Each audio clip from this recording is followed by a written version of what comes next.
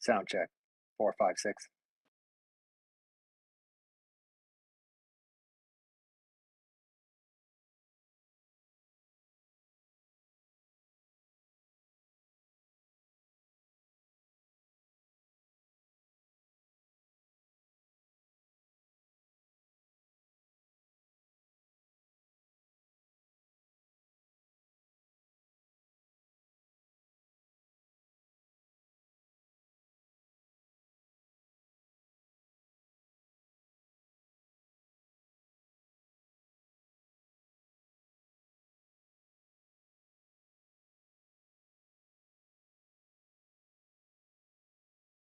Hey, Matt, it's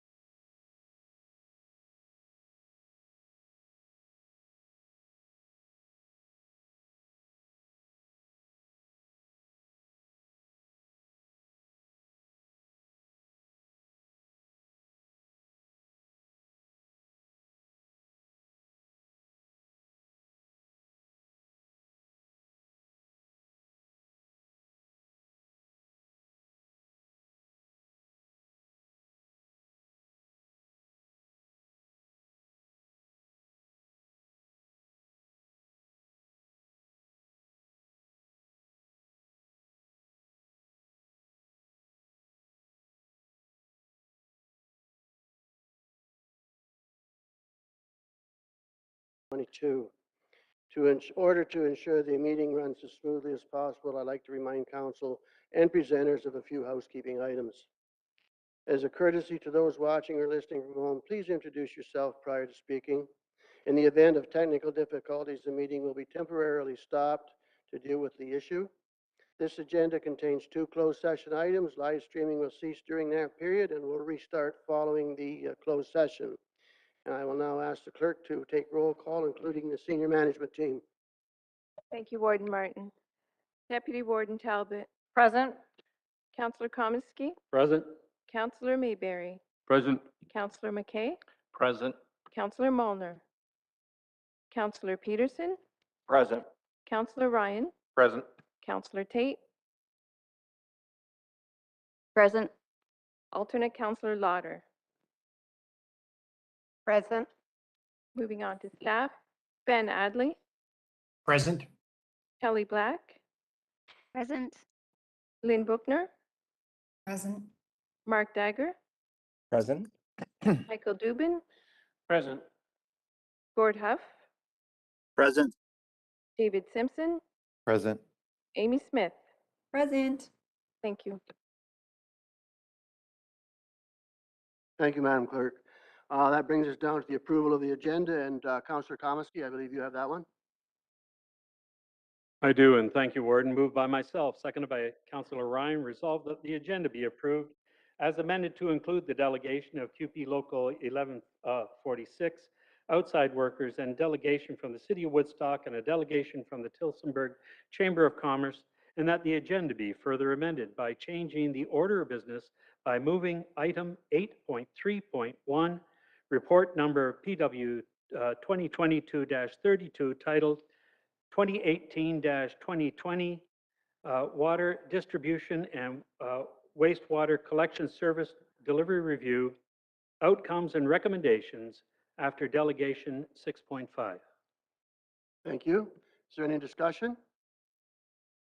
Seeing no discussion, I will call for the vote. Those in favor? Opposed, if any? That motion is carried. Are there any disclosures of pecuniary interest? Seeing none, we move on then to the adoption of the council minutes of the previous meeting. And Councillor Komisky, I believe you have that one as well. Thank you, Warden. Moved by myself, seconded by Councillor Ryan. Resolved that the council minutes of June 8th, 2022 be adopted. Thank you. Is there any errors or Councillor Molnar? Thanks, Mr. Warden. Just for clarification, in the minutes, in the receipt of correspondence, items 7.5 and 7.6, just confirming again, perhaps through you to the clerk, that those were received as information only and that there was no further direction attached to those.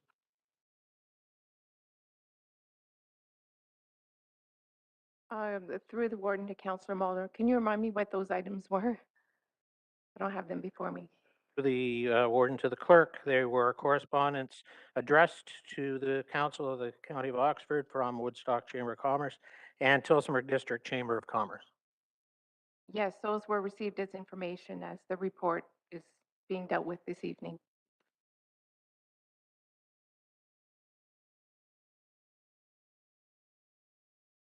Were there any errors or omissions? Councillor McKay. Just curious, in the minutes, item 5.3, it says council adopt application for official plan. Should that not be approved? Because it was an actual application under the Planning Act. I should be approved, Madam Clerk. I can make that amendment. Thank you. Is there any I wonder, sorry, Mr. Warden, it's Gord Huff here.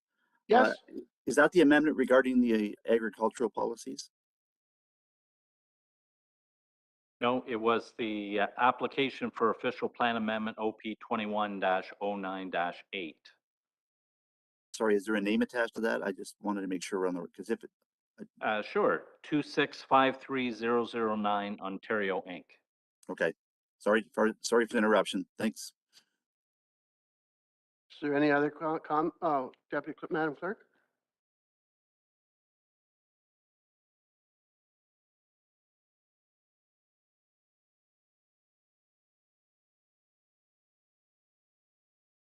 Yeah.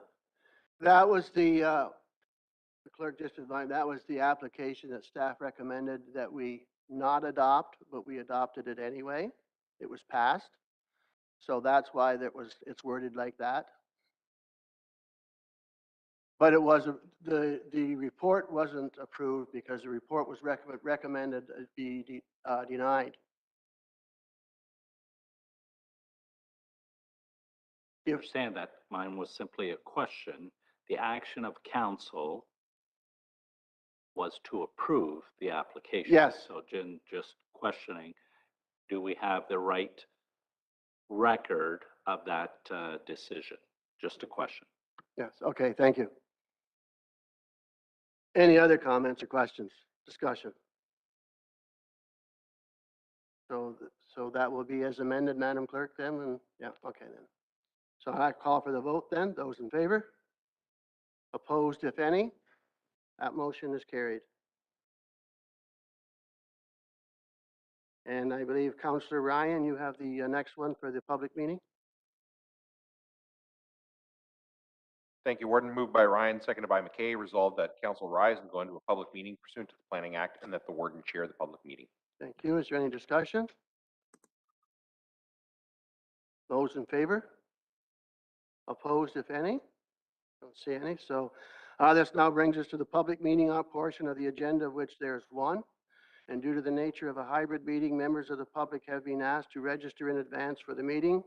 When recognized by the chair to speak, you must provide your name and address for the public record before giving comments.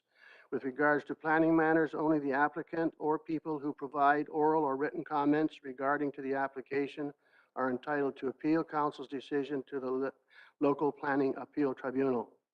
Please keep your comments to planning matters only and avoid repeating comments that have already been expressed. If you have not provided oral or written comments but wish to receive formal notice of council's decision on the matter, please contact the clerk's office and the notice will provide further information on appealing the decision. So we have one application, and what we will have is the planner will give his report, and there will be questions from members of council at that point in time with regard for points of clarity with regards to the report. Then we will ask the applicant if they have any comments that would like to add as well. And then there will be questions of members of council for the applicant. And after that, we will go to see if there's anybody in the audience that would wish to either speak either in support of or in opposition to the proposal that is on the floor. So with that then, Mr. Huff, I'll turn the floor over to you.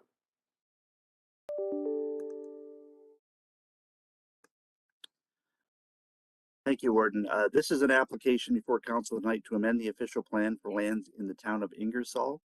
The lands are situated in the northerly end of the town's central business district on 10th Street North. The applicant, or this area in terms of official plan policies, the central business district, of course, is the area that provides for the broadest range of commercial and other forms of development in the town. It's supposed to be the central, kind of the focal area of the town. And in this respect, provides for not just commercial uses, but institutional, such as churches and meeting halls, and residential development. And to that point, it does provide for residential development of high and medium density in terms of the amount of development permitted on certain properties. The application before council tonight is to, because those policies in the central business district, particularly those that are fronting on 10th Street, do require that those lands may not have residential uses on the ground floor at street level. And the applicant is actually proposing to amend the policy to allow basically a triplex on this property, which will have 3 units, including a ground floor residential development. The property will look something like this. And essentially, once again, the amendment before you is in order to allow that development to proceed without a commercial component on the ground floor. This is an area of the town that, notwithstanding in the central business districts, as I said earlier, at the northerly end, it's an area that is not considered to be part of what we call the kind of the pedestrian predominant area. And as such, it's actually to the north of this area is largely residential. Becomes residential designations in this area. And looking at the property and the development around it, staff are satisfied that amending the policies of the plan in order to allow for the development being proposed on this site is appropriate. And we are recommending approval of that application. I would advise council that this application has been to Town of Ingersoll Council, who have recommended support of the proposal. And those are my comments, Warden. Thank you. Thank you very much, Mr. Huff. Are there any questions for Mr. Huff? Any members of council? Don't see any hands, so then we do have Hans Madden, representative of the owner from is joining us by WebEx tonight. And there's Mr. Donnie Grummett, he's a resident, and Joe McSherry. But with that, Mr. Madden, is that Madden or Maiden? Pardon me. Madden is fine, thank you. Okay, fine. So do you have any concerns or questions with regards to the planning report? No, I do not. Well, are there any questions for Mr. Madden and members of council? May I make a few comments? Yes, go ahead.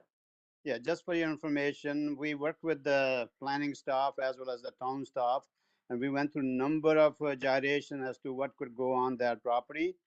My client is willing to build anything that works, but given the official plan policies and the surrounding uses, everybody felt that this was the best use.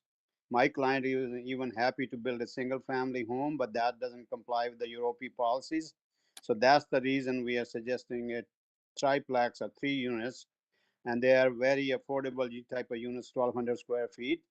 And the issues that were raised at the public meeting can be easily addressed at the site plan stage.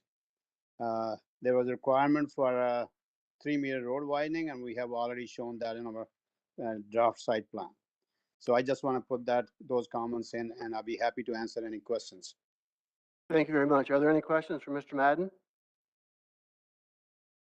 Don't see any. So we have Mr. Donnie Grummett, who is a resident in Ingersoll, is joining us by WebEx. And Mr. Grummett, I will entertain any comments or questions from yourself.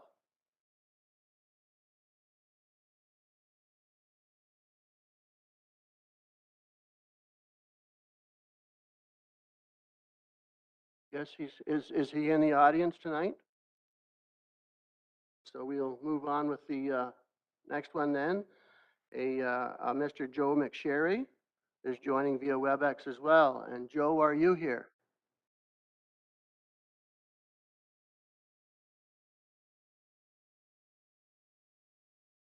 Don't hear anything there either. So is there anybody in the audience that wishes to speak either in support of or in opposition to this application? Still hearing nothing, then we will go to adjourn the public meeting. And Councillor Ryan, I believe you have that one. Yes, Warden. Moved by Ryan, seconded by McKay. Resolved that council adjourn the public meeting and reconvene as Oxford County Council with the warden in the chair. Thank you. Heard the motion. Is there any discussion? Seeing none, I will call for the vote. Those in favor? Opposed, if any? That motion is carried. Now we have consideration of the report, and Councillor McKay. Moved by McKay, seconded by Peterson. Resolve the recommendation contained in report CP 2022-256, application for official plan amendment OP 22-02-6, 2748058 Ontario Inc. be adopted. Is there any discussion? Seeing no discussion, I will call for the vote then. Those in favor? Opposed, if any? That motion is carried as well.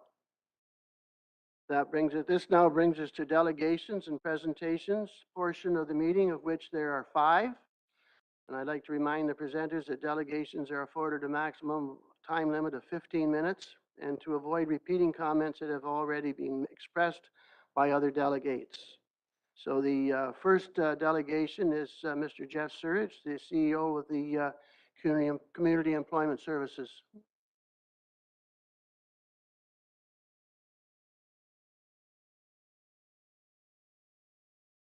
Oh, and he has Karen Oldroyd with him, so.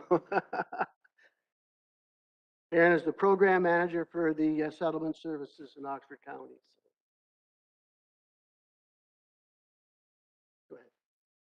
Thank you, Warden, so much. I apologize for my look today. I know normally when I'm seeing you guys, I dress up a little more.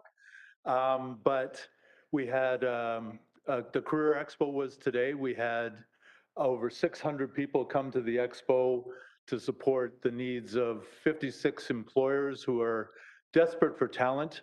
So we came right from there over to here.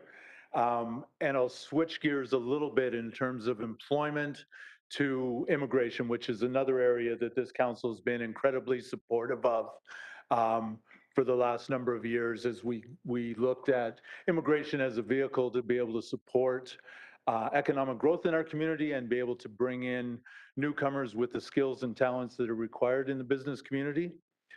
What we're faced right now is a situation with our Ukrainian friends who are experiencing not only a humanitarian crisis, but some challenges when they're able to get out of Ukraine and what happens with them.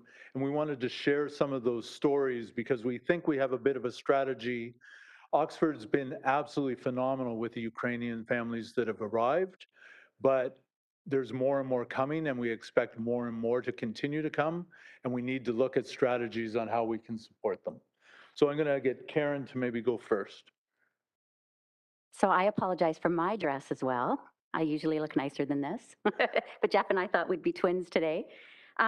So I manage settlement services here in Oxford, and right now I have connected with 25 Ukrainian families that have arrived, and that has been since the end of April. And the inquiries, so today at our job fair, 2 families, one just arrived in Tilsonburg a couple days ago, and one was in London initially, and then has just arrived like as of yesterday in Woodstock. So it is happening fast and furious, which is wonderful, but we definitely need a little bit of help. So we know that we can wrap around families and we can help them with their successful integration into our community. We know that we have wonderful services here in Woodstock that in Oxford that I can lean on. So we have a lot covered. What we don't have covered is families to host. So I am blessed to be in this position. It is an absolute honor not only to meet new families from Ukraine, but new families that come from everywhere. What I have experienced in the past 10 years is that Oxford has a big heart, and I know that there are a lot of people that want to make a difference. So again, that makes my job a lot easier. But again, we don't have enough to host families. So the message that is being sent to Ukrainians is to try to arrive or go to smaller cities. And that's great, but again, we don't have families to host them here. Hotels in Canada are at capacity. There's like 90% of hotels that are already reserved for Canadians and international visitors. And we know in July and August that that's just going to increase tremendously because of visitors that are coming, and again, with the Afghan refugee movement. So David Murray is here, and David and his wife Karen have hosted, this is their guest from Ukraine, Larissa, and they arrived in early May, I believe, and David and his wife have been absolutely instrumental at connecting with host families and helping people that are interested in hosting with that process of how to do that. So I invited him because I wanted him to share. He gets the actual numbers. I have to shut off my phone and my WhatsApp and my email because I can't deal with the numbers. And I know that he's experiencing the same. So I just wanted him to share some numbers and kind of some things that he is experiencing. Thank you, Jeff and Karen, for inviting me. So as we all know that with the war going on in Ukraine, we're having approximately in our area 10 families wanting to come here per day. There has been about 300,000 applications in all of Canada. We have about 130 applications have been approved. About 42,000 people have arrived in Canada. I work with Middlesex here in Perth, and we are looking at about 500 families wanting to come to these areas. I have about 2 families to host the 500. So as you can see, there's a huge need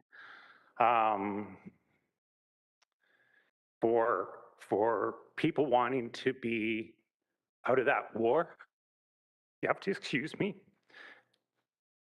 I know what she's gone through. You can give him. Anyways, we're just looking for help.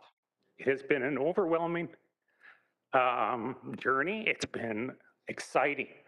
We have to have laughs.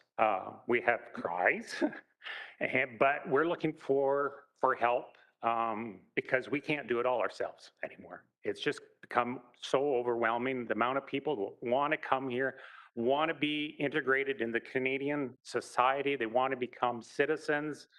We have Larissa is a ophthalmologist. Her mom is a critical care nurse. Her aunt is a veterinarian, and they're all staying with us. We have many different professions coming here, all looking to integrate into Canada. So once again, I want to thank you to the county.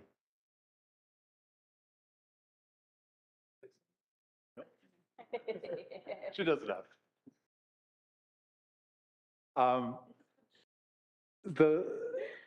Everyone cries all the time because these guys have been absolutely phenomenal and wrapping around. And it's that demonstration of the heart of Oxford and the caring and things like that. So our concern is as the numbers continue to grow, we're worried David can't keep up. He's trying to run Facebook groups and support people, but it's just overwhelming. And I have a team of people and it's starting to overwhelm our team. And we know the heart is massive in Oxford. So we just had some conversations with the county communication team and recognizing the support that we've always had from council. So the model that we've sort of looked at is a lot of people in our communities probably want to be involved, probably have things that they can help with. They don't know how to connect. There's no platform for them to understand who can I talk to? How do I get involved in being a host? I can't host, but I got a crib. Could I give a crib to somebody? Could I do this? Could I do that?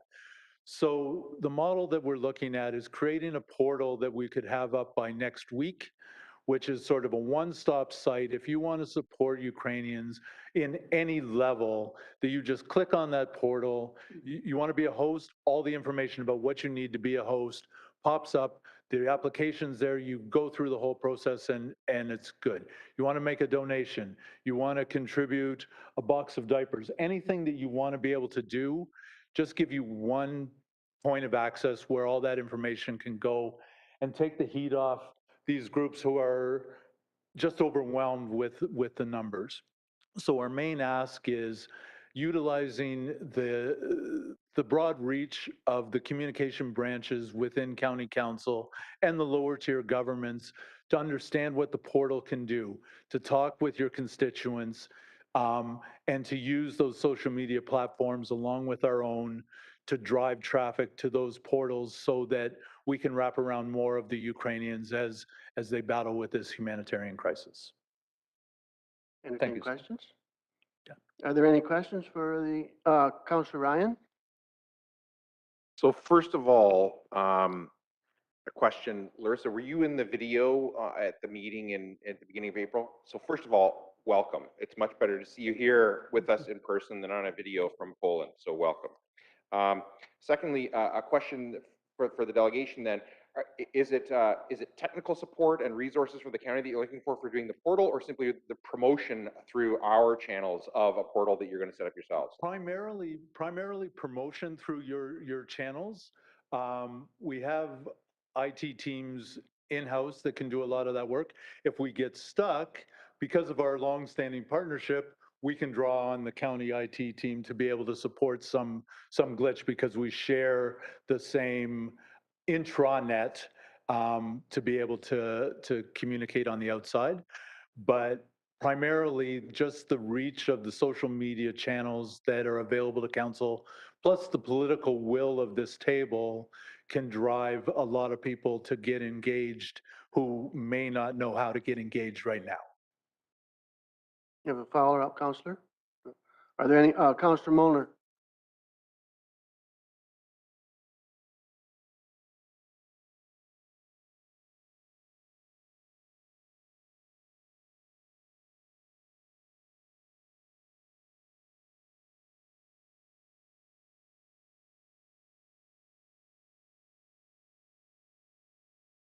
Counselor, we can't hear you, Counselor.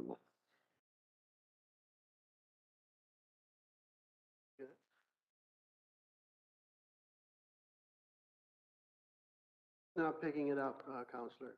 I think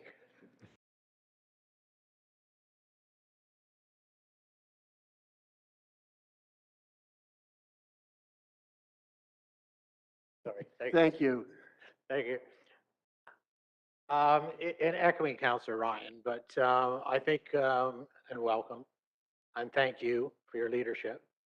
I know it's not about what anyone's done individually. It's about identifying the barriers, listening to Jeff and the team on how we can be, not to reinvent, but support what's already in place. So I'm, 100% on board to that.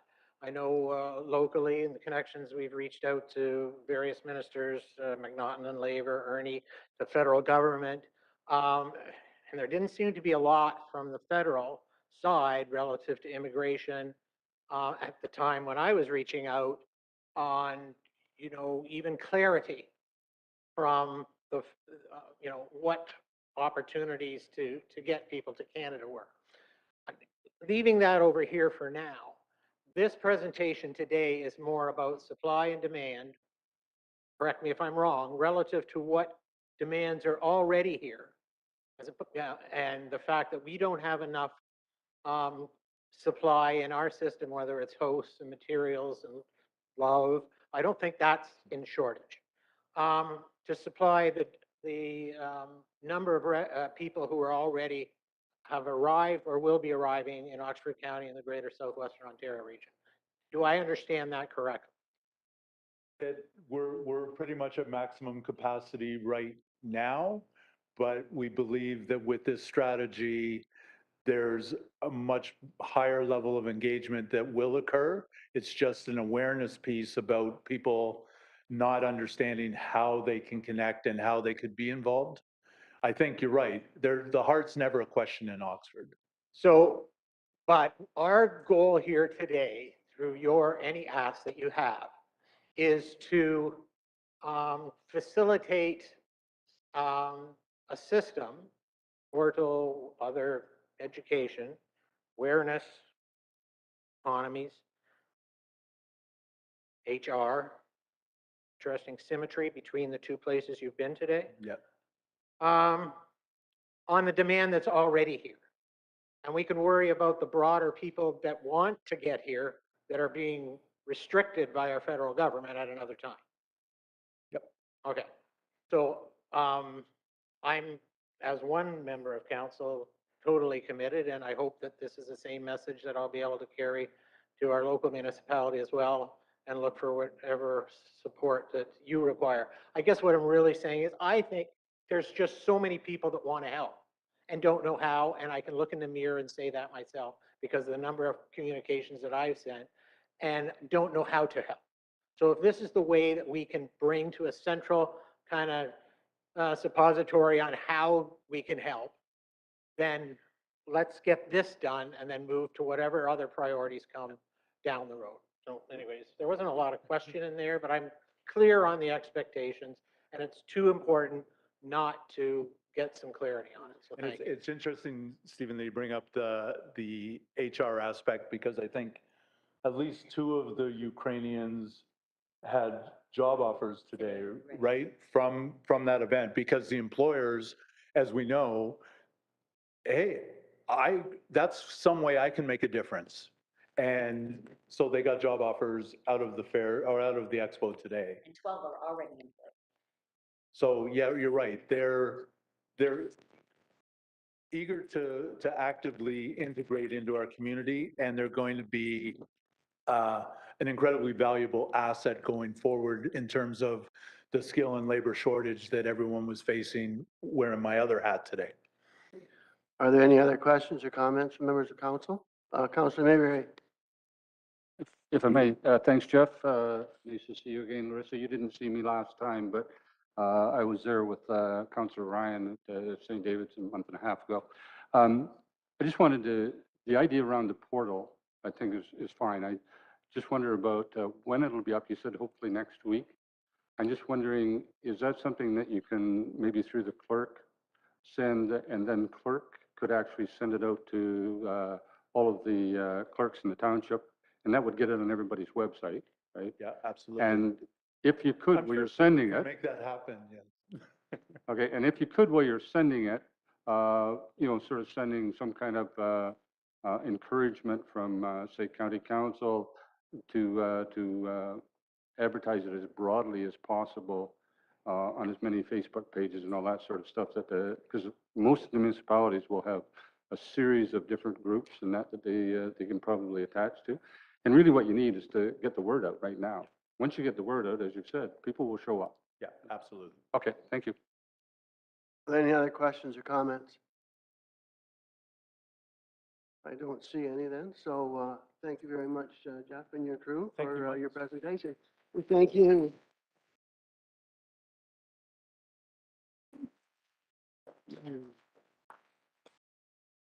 Councilor McKay, I believe you have the resolution for this one.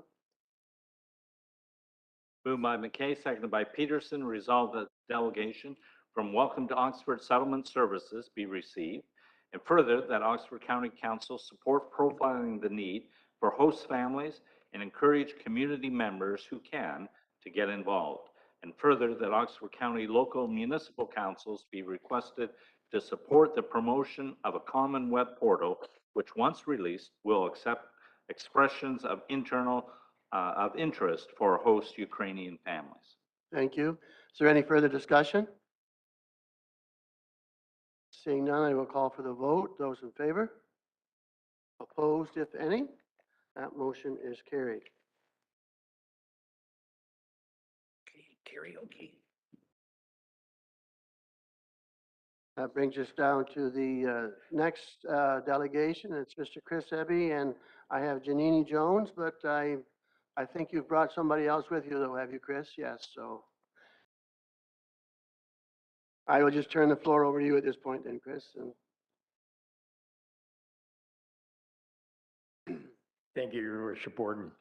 I brought tonight due to earlier commitments, Janine Jones and Heather Bree Davies couldn't be here, but I brought up one of our board members on what we want to talk about tonight with Carol Johnson. And Carol's going to start, and she's going to give you a little synopsis of what we're running into in the county as far as food goes.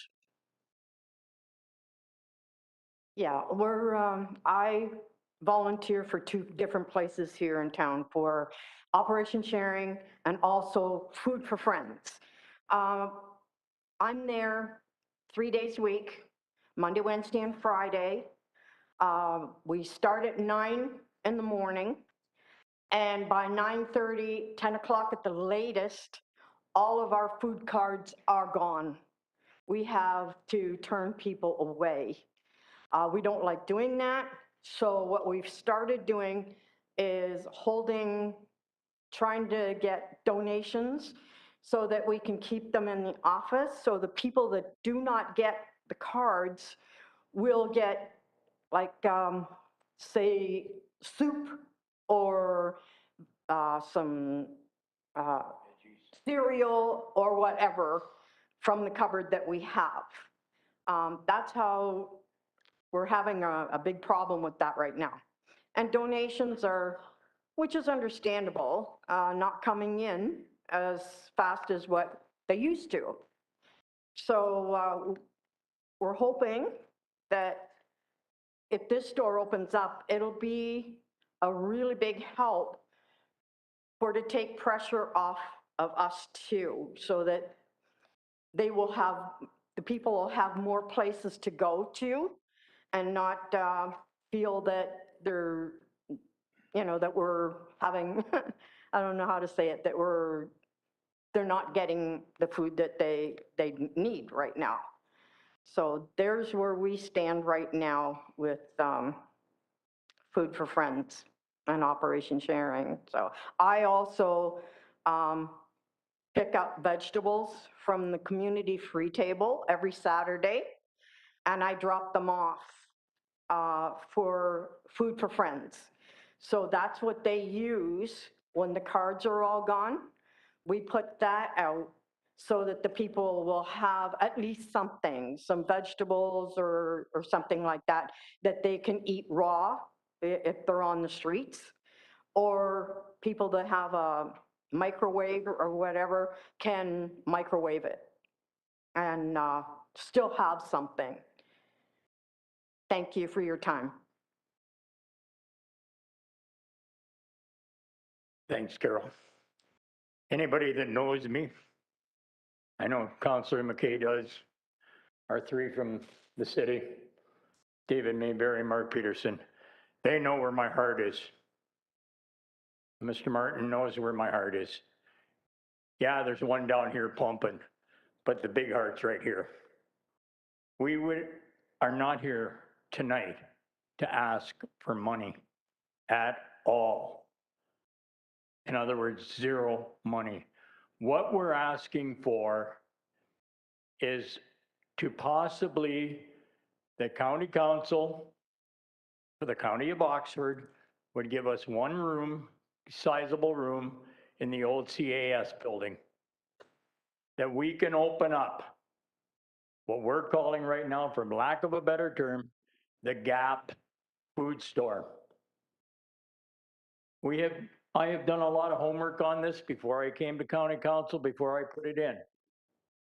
Maranatha Church, over by the hospital over here, has a ton of farmers. They're willing, some of our elders and other people are willing to kill a cow and donate all that meat, ground into Hamburg, whatever, stewing beef, for the Food Gap store. Beantown, Mark, or Councillor Ryan, you'd know, Bean Haven, is it? Farm in Embro. They're willing to step up to the plate and give us fresh vegetables. Al Shute and Alice from the Pie Place and Alice Fruit and Vegetables at Market, they're stepping up to the plate already. They've been stepping up to the plate for 1.5 years, bringing all their vegetables that they can't keep over to the community free table. And if any of you ever came and watched, you get what, maybe 1 or 2 boxes a week that go back to Food for Friends or to the Women's Resource Center. It's just sucked up like a big vacuum. When the Sikhs did the food drive, 90% of it came to the Women's Resource Center and us. The Women's Resource Center in 1.5 days were out of food completely. I put hours out on Saturday morning at noon hour, and by 12:30 it was gone. And I had 5 Uzaxi boxes piled full of food for people to take, and we were limiting what they could get. What the Gap Food Store, what our hope is that we will register the people. We're going to make them responsible. They're going to pay $10 a month. I know it sounds, not very much, but that's about probably all they can afford. They'll be able to, if they're in Group A, they'll be able to come one day in week 1 and week 3 to help extend their groceries. Group B would be 2 and 4, and then 5 would be flipped back and forth. The other thing that they're going to have to do, if they're able to, is volunteer at the store. And the reason that we want to volunteer them is so that people like myself, Carol, the rest of our board members from the Muslim group and the Women's Resource Center can take these people that are using the store and mentor them. Tell them they're doing a good job. Build some self-confidence up in them. Build some self-worth in them. And hopefully get a job. I had a lady show up where I work last week, and the only reason that she didn't get hired is because she didn't have any ID and a bank account. Otherwise, she would have had a job, and she comes to the table quite regularly. We had, 4? I think it was in the last 6 weeks that have come and said, Chris, if it wasn't for the table, we wouldn't be clean drugs. And these people said it in front of their grandparents and their parents. All four of them have been clean for 7 months. So I think we're moving forward. It's been 4 years that I've had heartache and whatnot all. And we're moving forward now, and we're starting to make a big difference in the county and in the city. And this would be a county-wide. Mr. Peterson and I were talking on the phone, and he said, you know what? If we could get together and get this going, we could give them the dry goods in our township and in our area. And then they could come and get their vegetables and their meat and some of the other things that they need that we can't supply them with. And that's what the Gap Food Store is going to be about. Thank you. Are there any questions for Councillor Peterson? Yeah, just more of a comment than anything. As we spoke, I run a food bank in our township, and we just don't have the space either for, especially fresh meat, fresh vegetables, that kind of stuff. We get very little of it in because we don't have a place to put it. But I can tell anybody here, when somebody calls you and they're literally begging for food because they have none, there is not a better reward when they come and they hug you no matter what, COVID or non. They said we don't care. They're very gracious for what you give them, and yeah, absolutely, I'm 100% support of it. And like you say, if I can give them the dry goods and stuff in my area, and even send them into Woodstock to get those other parts, that's absolutely fantastic, and you have my full support. I would add one thing, Mr. Warden Martin, that we will be working very, very close with Southwest Public Health. And just so people know, you councilors know, I was the only table serving food all through the pandemic that never was questioned, penalized, or asked to clean up because of COVID. I was the only table that wasn't shut down at all. Are there any other questions or comments? Thank you very much for your presentation, Chris. Carol? So I believe Councillor Mayberry, you have that motion. Thank you, Warden Martin. Moved by myself, seconded by Deputy Warden Talbot. Resolved in delegation from Women's Emergency Resource Center, the Muslim Group of Oxford, and the Community Free Table regarding the Gap Food Store be received. Is there any discussion?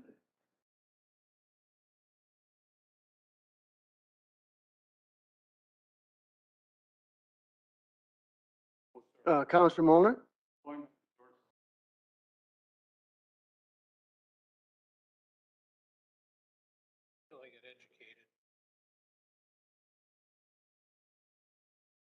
Karaoke time.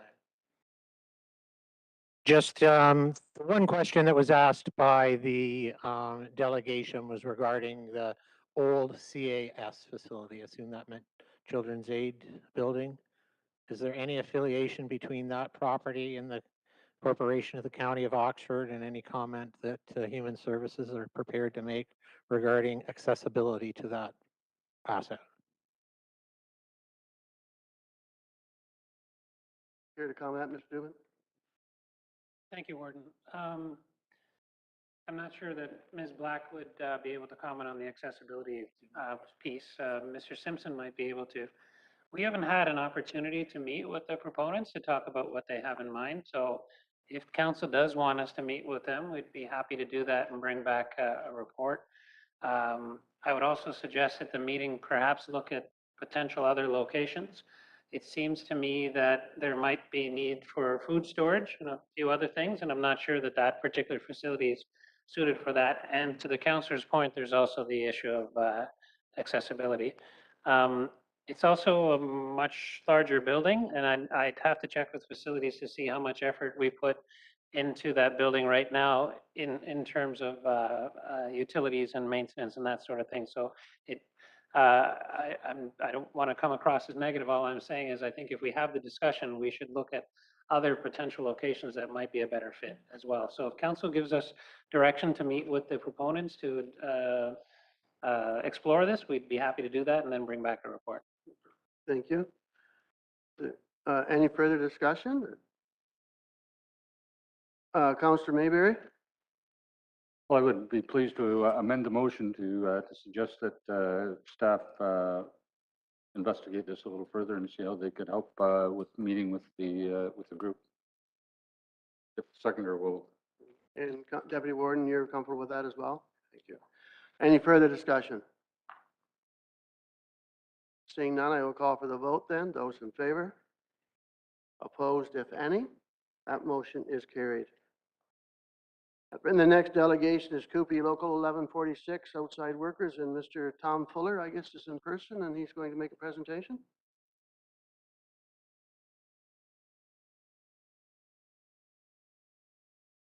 I'll just turn the floor over to you, sir. Thank you, Warden. My name is Tom Fuller. I'm the current local chair for QP Local 1146 outside unit. With me is Ian Dotremont. He is the current president of QP 1146. I just want to talk to you today about how this service report has affected and will affect 1146 and the residents of Woodstock, Ontario. Currently, we have 2 wastewater operators employed by us in the Board of Works and 9 water operators currently working for the Woodstock Water Department. Out of those 9, 2 of them are also licensed as wastewater operators as well that can assist the Board of Works in emergency situations. If we are looking right now at losing 11 jobs and QP 1146, as well as 4 of our summer student jobs that we currently employ every year. Losing this, the taxpayers of Woodstock are also losing 9 operators that also assist with winter operations and emergency situations where the operators have ran out of hours. The water department and the parks department generally will come in and assist in plowing and helping out with those services. It has been a pretty rough year and a half, I'll say, as this report was coming, because we weren't getting any information. We had no idea if we were going to lose our jobs or if we were getting transferred. We had a lot of junior employees that had only got hired on 6 months before, had no idea if they were even going to have a job in a year.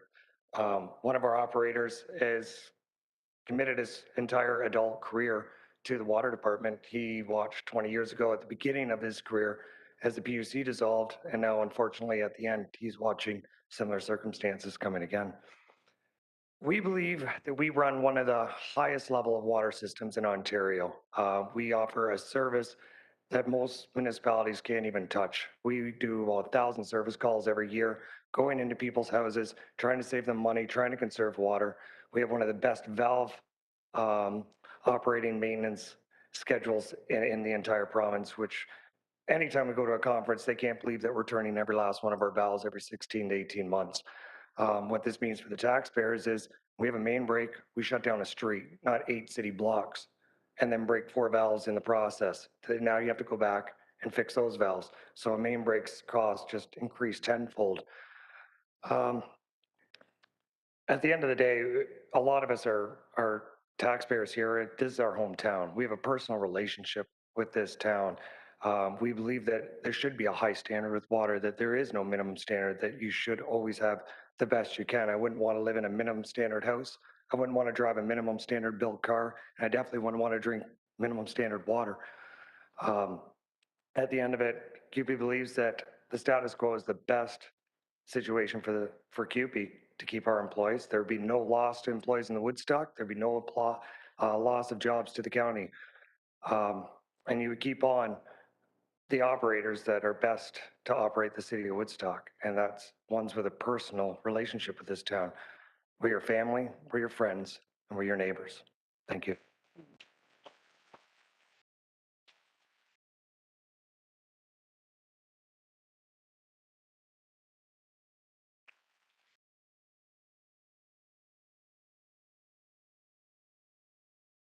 Are there any questions from any members for Mr. Fuller? I don't see any, so thank you very much for your presentation. Thank you, Warden. We appreciate Thank it. you, Council.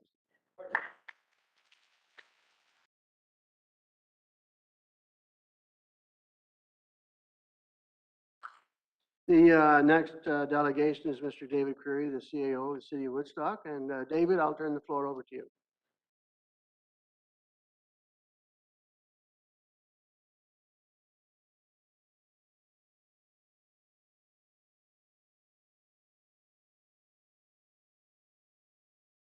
Thank you, Warden.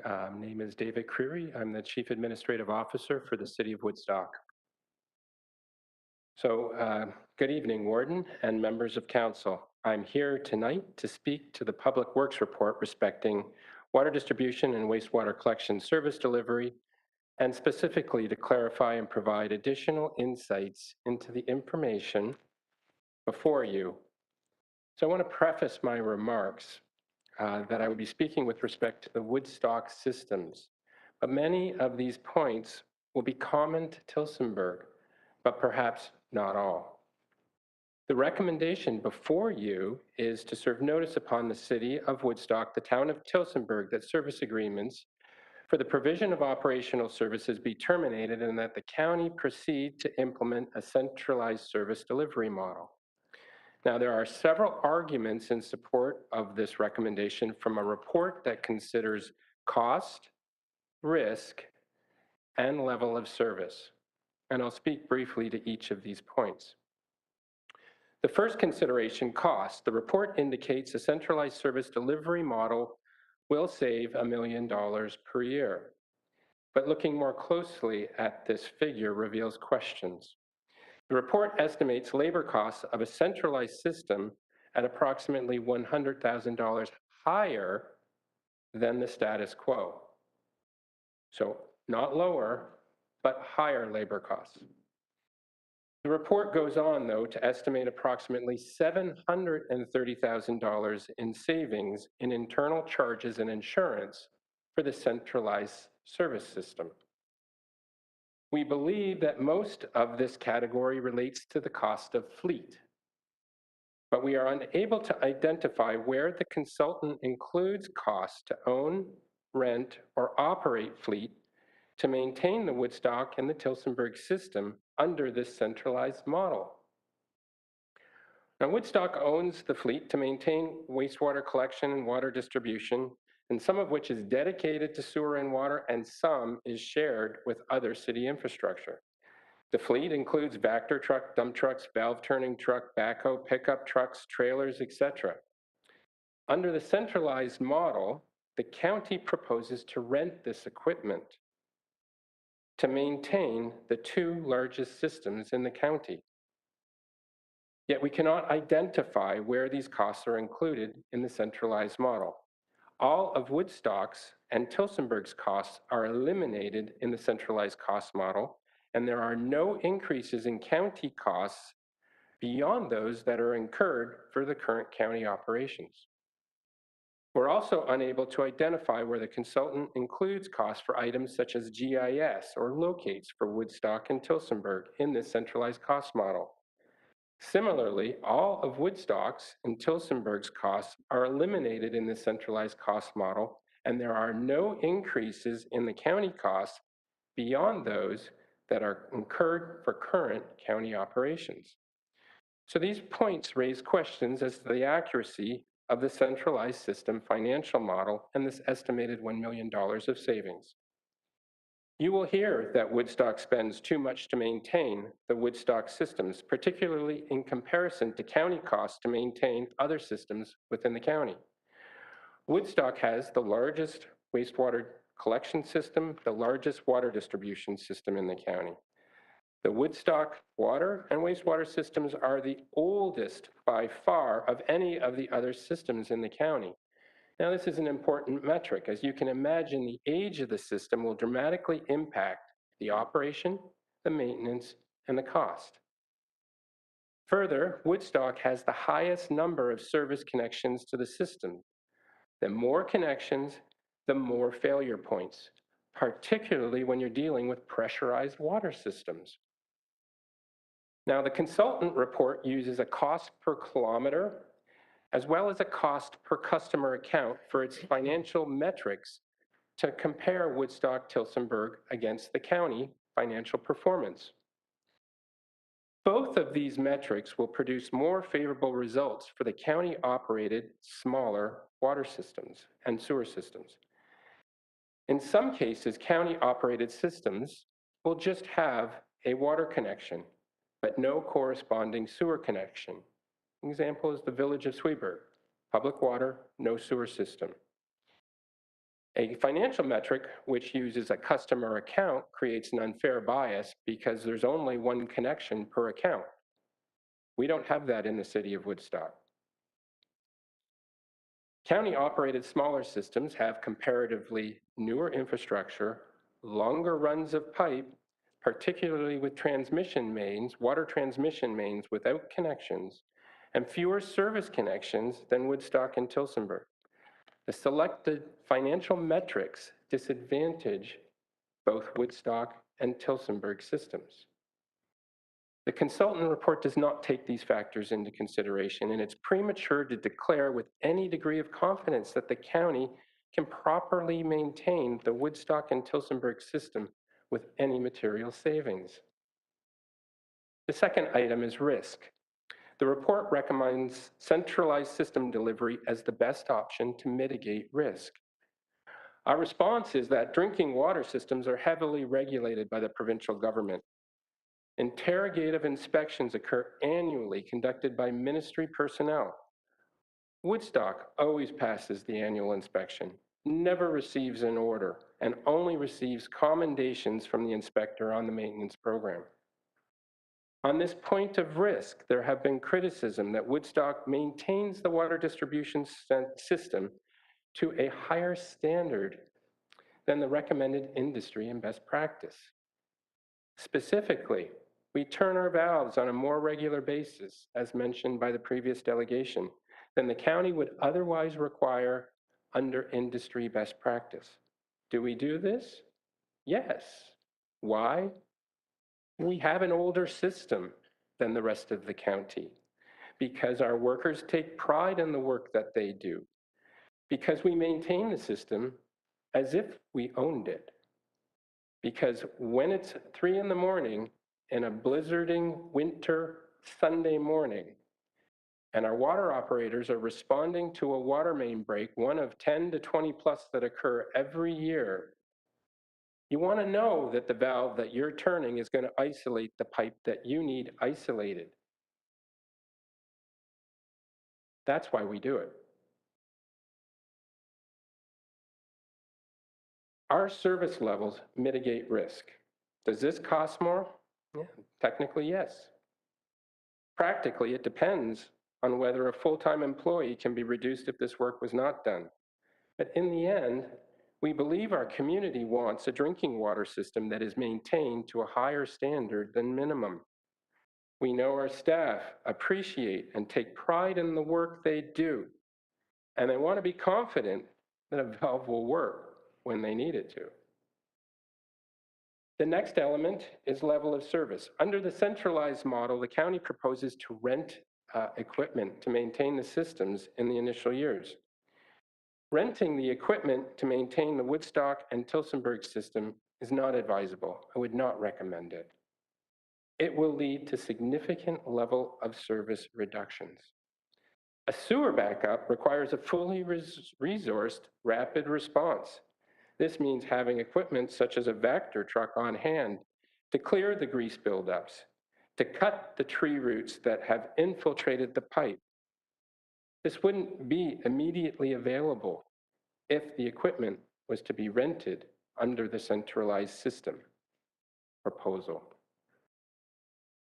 Woodstock sewer and water customers benefit from a high level of service delivered by the city for wastewater collection and water distribution. But we also benefit from a high level of service by county staff for water production, water treatment, water storage, wastewater treatment, and pumping station maintenance and operations. This system has served us well for many years, and we don't believe there's any need to change this. Now, the staff report lists a few grievances between the county and Woodstock and maybe even Tillsonburg. Mr. Simpson is being sensitive in not naming the municipality, and I appreciate that, but it really is of little concern to us. We can take responsibility for our decisions and our actions. One of the criticisms that is attributable to us is the not responding quickly to water shutoffs in the winter months due to the non-payment of bills. This isn't an ongoing problem. It wasn't an issue last year, and we don't see it being an issue going forward. But there was a concern and a reluctance to quickly respond a few years ago. The issue and concern is with frozen water services. In a particularly cold winter, there are water services that will freeze, and the only solution is to dig and replace at great expense. Water services are less likely to freeze with water flowing through the pipe. Turning off a water service raises the risk of freezing, but only in sustained, very cold conditions where the frost is driving into the ground. So there are times when it is ill-advised to key off a water service, as the cost to replace a frozen water service is significant. There is another grievance in obtaining budget approval for sewer and water services by an area municipal council that is different than the county-approved budget. We see this as a minor issue. I cannot recall an instance ever in which our budget actually exceeded the county-approved budget. But this raises an important question that should be addressed, as the status quo plus option considered in the study includes additional staff resources for Tillsonburg. A study of this nature should not be the mechanism to address resource needs for these services. I understand it's included in the study as there's a need to complete this based on anticipated resource needs, but the approval of additional resources should be considered in normal course of business, not through an intensive study. In recent years, the County Public Works Department has applied pressure on Woodstock's water and sewer budget. And I expect the same happened in Tillsonburg. But this is understandable given the county wanting to undertake this study and wanting to keep resource increases to a minimum pending the outcome of this study. We weren't made aware of this at the time, but we understand this now. So the county clearly is indicating a need to exercise more budget control over operations and maintenance. And this is understandable. And it should be a matter for further discussion once this decision is made. Now, historically, the County of Oxford and its area municipalities have approached service delivery from the perspective of who is best to deliver the service to our communities. Best has historically been determined holistically. There is only one taxpayer, only one tax bill that incorporates the city, the county, and the education levy. That in this case, there's only one water, sewer, utility monthly bill that for the most part is paid by that same taxpayer. This approach has allowed Oxford to develop partnerships, some formal and some informal, to deliver better service more efficiently. There is no better example than the County of Oxford Planning Department. The Planning Department delivers planning services for planning matters under county jurisdiction. The official plan, the subdivision, the severance. But they also deliver planning services under area municipality jurisdictional authority, zoning, site plan control, minor variance. We do not argue over jurisdictional authority. It makes sense that county planners handle the range of planning matters beyond their jurisdictional authority. What matters is delivering the service to the applicants, to the area municipalities, and to the county in the most effective and efficient way. And this is common sense. In the same way, we believe water and sewer operations and maintenance is best delivered by city forces, and in this case, town forces. There are many reasons for this. City equipment costs, such as the Vector, can be shared across wastewater collection, water distribution, and storm sewer maintenance. So the city levy bears some of the burden, and the sewer and water rates bear the remainder of the burden. If the city isn't doing this work, the city levy must bear the full burden, while the county bears a similar burden for the cost of equipment for its operations. This isn't efficient and would not be acceptable to our taxpayers. Another reason is capital infrastructure replacement. Because the city maintains the water and the wastewater systems, we know the condition of the water mains. We have the videos of the sanitary sewers under the roads, and we know the greatest need for repair and replacement. Because we have this information, we plan our capital road reconstruction program around the condition of the underground water main and sewer. The City of Woodstock tax levy pays for the road portion of the project, and the sewer and water portion of the project is funded by sewer and water rates. Now, if the city is not responsible for operations and maintenance of the water and sewer systems, we will not have this information. And our capital road reconstruction program decisions will be much narrower and more based on the condition of the road itself. There will be projects where both underground and surface work can be coordinated, but there will be others where it is not. And this is unfortunate. There will be circumstances where a water main or a sewer replacement does not coincide with the planned city reconstruction of the road, meaning the county bears the full cost of road replacement to get to the underground asset. The taxpayers, the utility bill payers, expect better coordination. These are a few common sense reasons for why service is delivered by the city and the town, and why there has been a continuation of service by the city and the town, and this has why the continuation of service by the city and the town has remained the preferred option through similar studies over the past 25 years. And just a final word on water and wastewater reserves.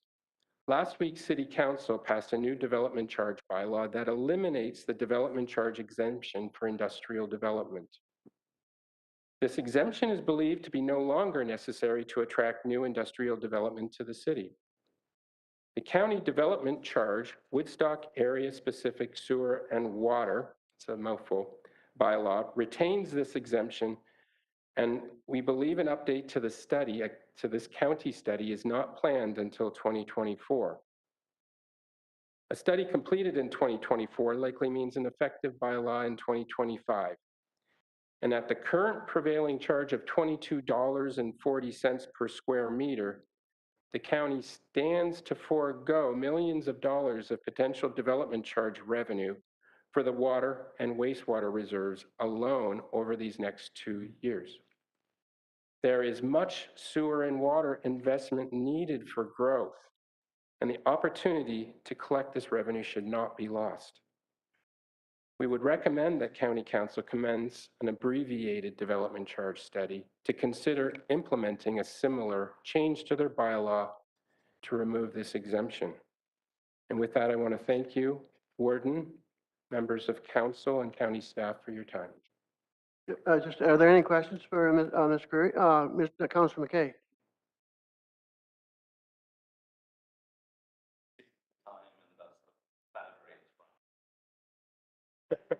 Want to do karaoke? Thank you for the presentation. The study looks at operating and maintenance costs, and I hear the explanation. But interesting, it doesn't speak to the actual user fees. And as a business owner in your city, can you comment on that? What is the end result to the users of the system compared to the other area municipalities and the rates that they pay for water and sewer? Do you know offhand?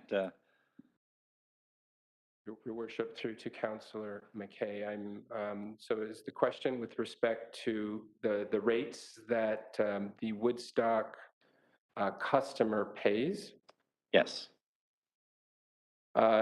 Well, yes, the Woodstock rates are set by County Council, and they are set every 4 years at the completion of a rate study that is done countywide for each of the systems.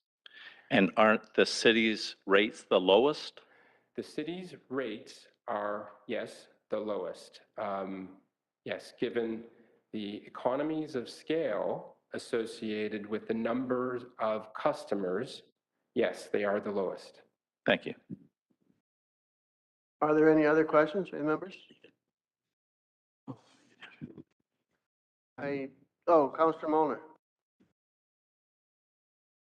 Thanks very much, Mr. Warden. I'll be brief. I should thank, through you to Mr. Creary. There are a lot of questions I still had and a lot of material that we've been able to consume over the number of months since this process began. And it was nice to hear the clarification in your presentation tonight as it spoke towards some of the information that had been peer reviewed and also vetted by various financial analysts, et cetera. So I wanted to thank you for that. I think the clarity or the irrespective of all the material you've shared and the common link through Mr. Locke, enough. So this process has gone on since one of the individuals has actually physically provided value to both communities that are potentially impacted by recommendations and reports.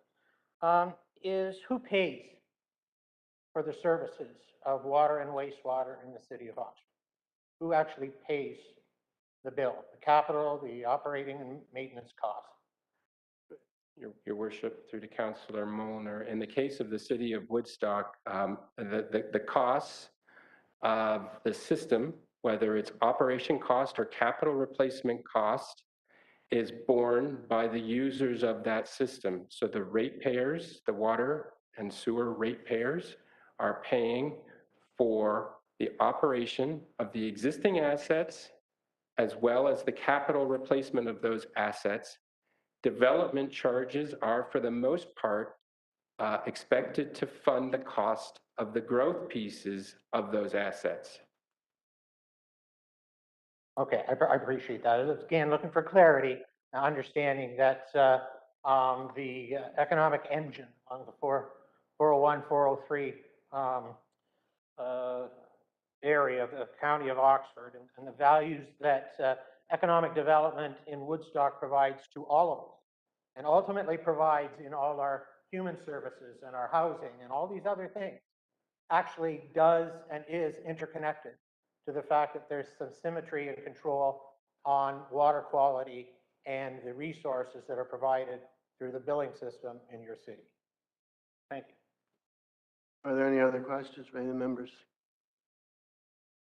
I don't see it. Thanks very much, Mr. Curry. Appreciate your presentation.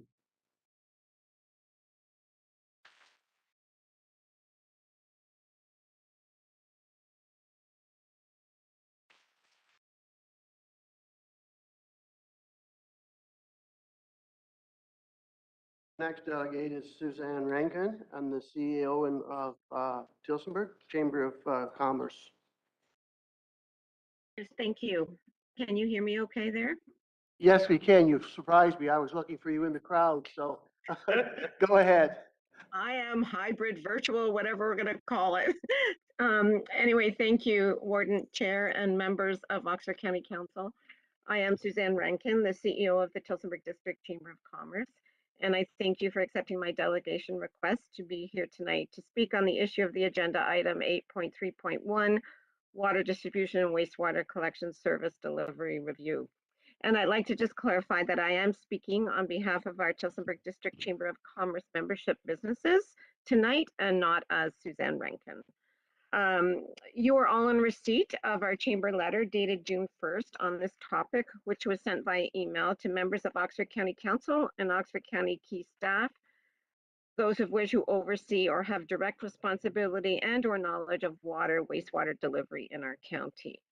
I'd like to thank David Simpson for his reply letter to our June 1st chamber letter, which I received this past Monday, June 20th. And after reviewing this response over the last 2 days, our chamber is here to say that we still oppose the recommendation being presented tonight. It is indeed a very complex issue with so many variables. And as described in great detail by Mr. Creary from Woodstock, so much to understand and to be aware of when we go through such a situation like this. So I'm just going to summarize some comments. After we presented our letter and we received Mr. Simpson's letter of response, we really didn't feel that there was enough in response to assuage our concerns of which we put forth in our letter. basically, the letter from Mr. Simpson addresses operational processes and issues, which being a business organization, we can all completely understand. However, there is more to consider when making substantial changes to an issue such as this, and that is from the business's point of view. We don't see that they, the businesses, have been considered, nor do we see that they have been consulted as to what these changes might mean to their operations, their costs, their service, etc. To reiterate from our letter, there are no assurances with regards to these points, the rates, hoping that there could be expected reductions in expenses and they may result in stable rates. However, reading between the lines in the report, we believe that water rates will likely increase. Again, it would be nice to have an assurance that that may not be the case. A delivery of service. The response seems okay on the emergency service perspective that was listed in Mr. Simpson's letter of response. But until you see someone coming in reality from one side of the county to respond to an emergency in Tillsonburg, Woodstock, or other parts of the county for a business, apartment structure, home in a timely manner, it is truly not tried or tested at this point in time. And reserves, if we don't have them or need them, they intend on keeping the pot where it came from. It's disappointing that reserves will be taken into a pot and will not necessarily be given back to Tillsonburg itself, speaking on behalf of Tillsonburg at this point. And potentially we see that there may be higher labor costs. It seems early to assume and make tonight's recommendation. Therefore, we'd like to recommend that our business community members, and particularly those that are large water users, be consulted as what this would really mean to them. What is the what if that might happen with regards to customer service, service delivery, emergency management response time, rate costs and guarantees? And from a town's perspective, what does it mean to job retention, reserve funds, etc.? Our letter did ask for further studies on what this might mean, and we still ask for that. It seems that, in summary, from a chamber membership perspective, and from the point of view to support economic development in our community, we are definitely concerned that the adoption of this model will deter manufacturing, food processing companies, and other business sector companies from deciding to locate to Tillsonburg. We respectfully recommend that there be reach out to Tillsonburg business members, especially those who are large water users, to actually find out the facts of what the adoption of this model might mean to their operations. Tillsonburg is home to many industrial sectors, many of which are auto parts manufacturing, key food processing companies, all of which are huge, already mentioned above, and known as large water users. We know there is interest right now going on from others in these sectors to locate to Tillsonburg, and to not own our own isn't a strong economic development attraction statement to present to these when we have recruitment meetings and when they're held without proof that it will work for them. Ironically, today, I might add, I received the 2024 Transportation Master Plan with a Speak Up Oxford link, where business and community members can contribute to and give their opinions to. And throughout the process of knowing that this was going on with regards to water, wastewater, I always thought, why didn't that happen on this issue as well? And so therefore, after receiving that again today, I became boldly emboldened to say, we'd like to recommend that there be a Speak Up Oxford link created to receive input directly from our business community on this issue, to see whether the recommendation is valid and can help them continue to thrive and operate their business smoothly, keeping their costs down, et cetera, all of which is important to business sustainability and economic growth. So thank you for your time tonight. And I'd like to say on regards to that, we as a chamber would be very willing to distribute any communications to our membership businesses if that was indeed given as an option. So again, thank you, and thank you for your time. Thank you, Ms. Rankin. Is there any questions from any of the members? Councillor Muller?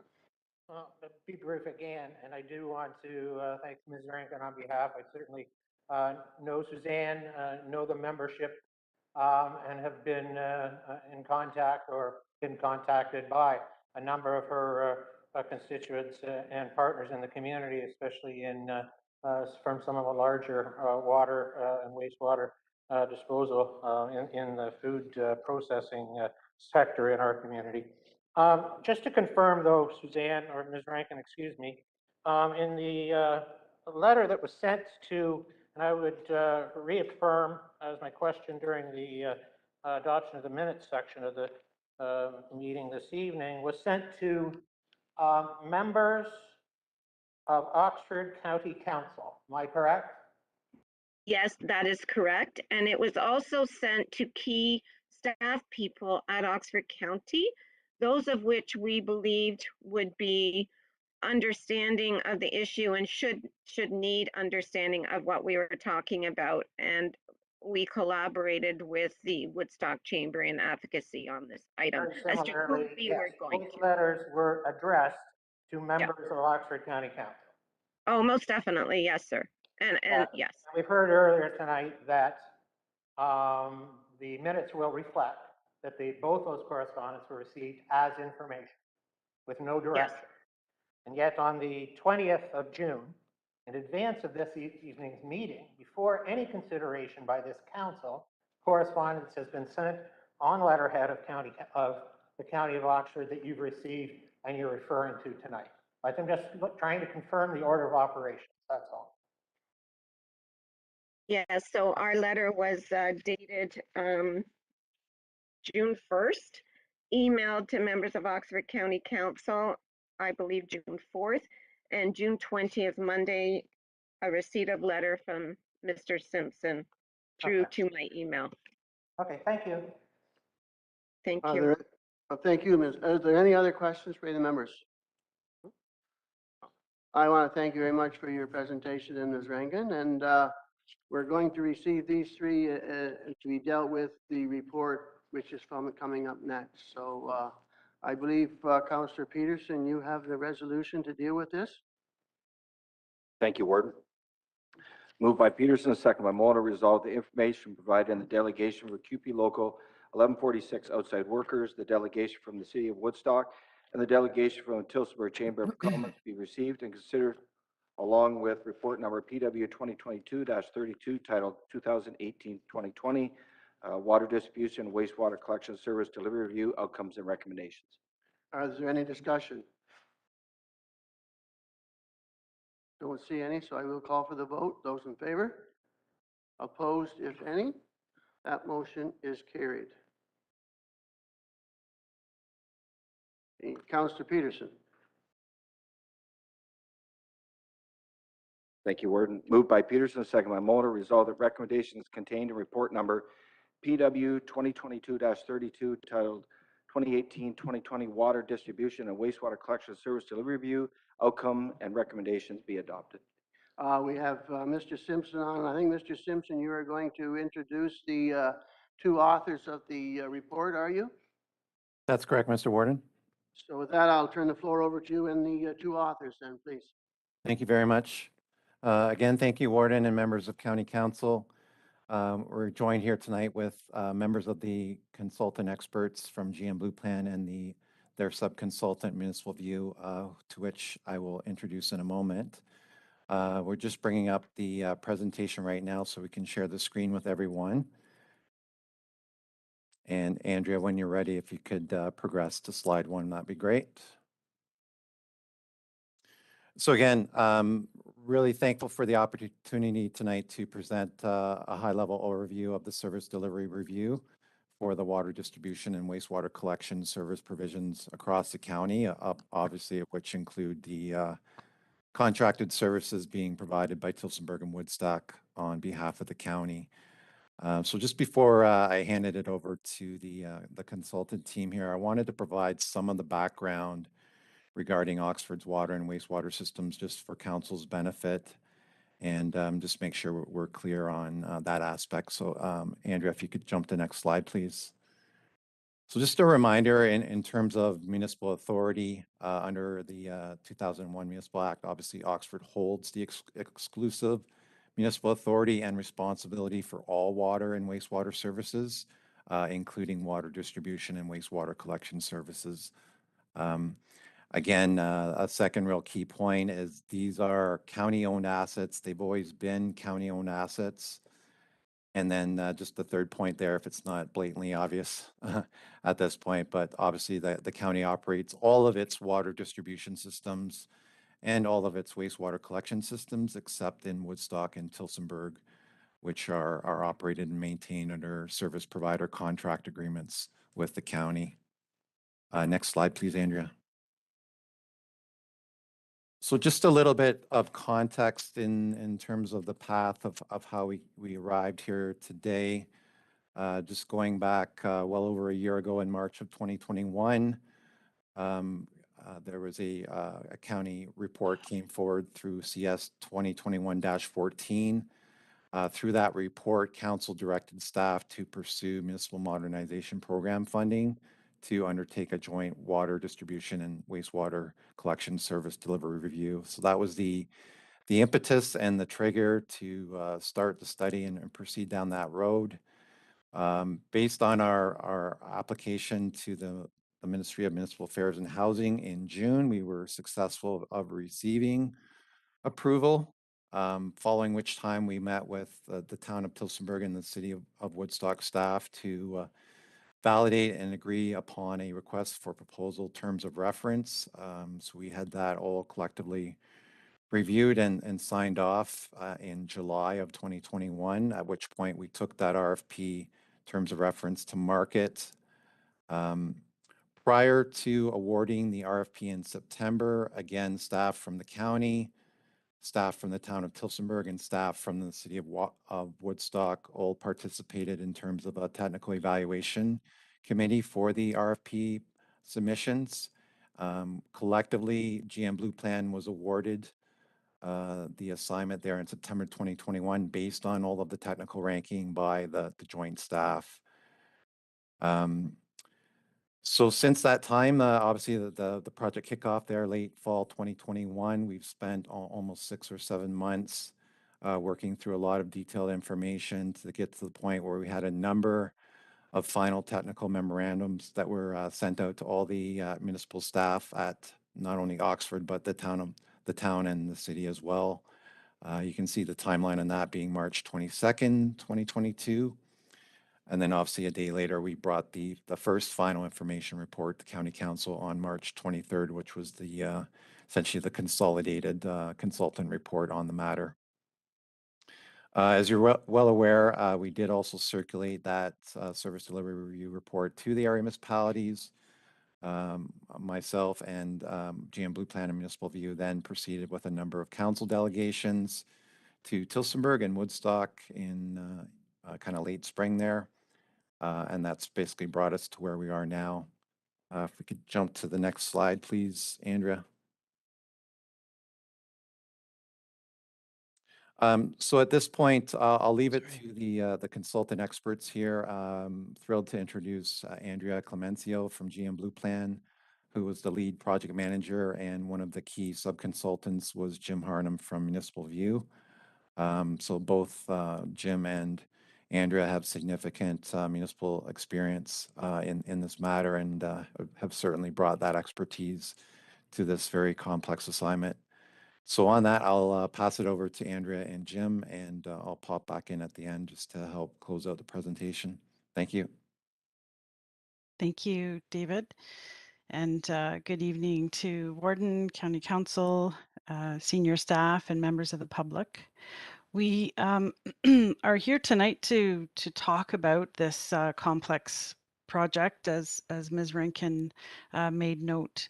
And we're here to walk through the highlights of the report, how we came to our recommendation, and hopefully provide some clarity where it's needed. I wanted just to take a few minutes to, my apologies, to introduce myself and my colleague.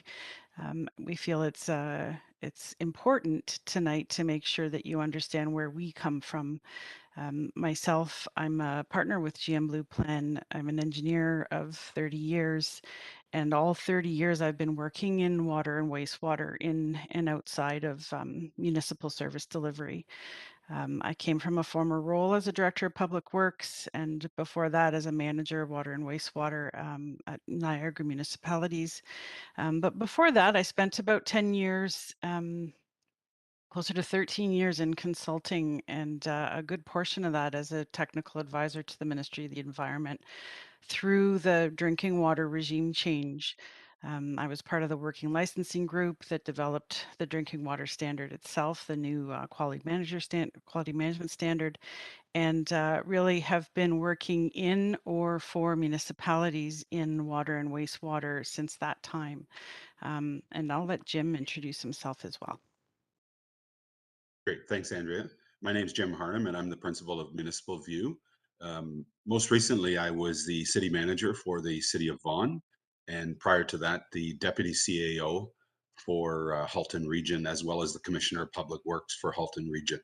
I started my career as a backhoe operator, and I've worked my way up through the ranks. I've been a wastewater operator, been a supervisor of operations, manager of distribution collection, director of water wastewater treatment for the City of Toronto, City of Hamilton. So I've got quite a bit of experience in the water wastewater area, and have enjoyed working with the group here on this project. Thanks, Jim. We thought that might be helpful just to provide some context to understand as we walk through these slides that we brought that lens to all of the discussions, workshops, and decisions that were made and put into our report. So we'll start here with this first slide. We wanted to just refresh on what our objective was right from the request for proposal. And it's about making sure we were tasked with understanding and then determining really what the most appropriate and cost-effective way to provide water distribution and wastewater collection services might be, while considering service levels. And we'll talk about that a little bit more.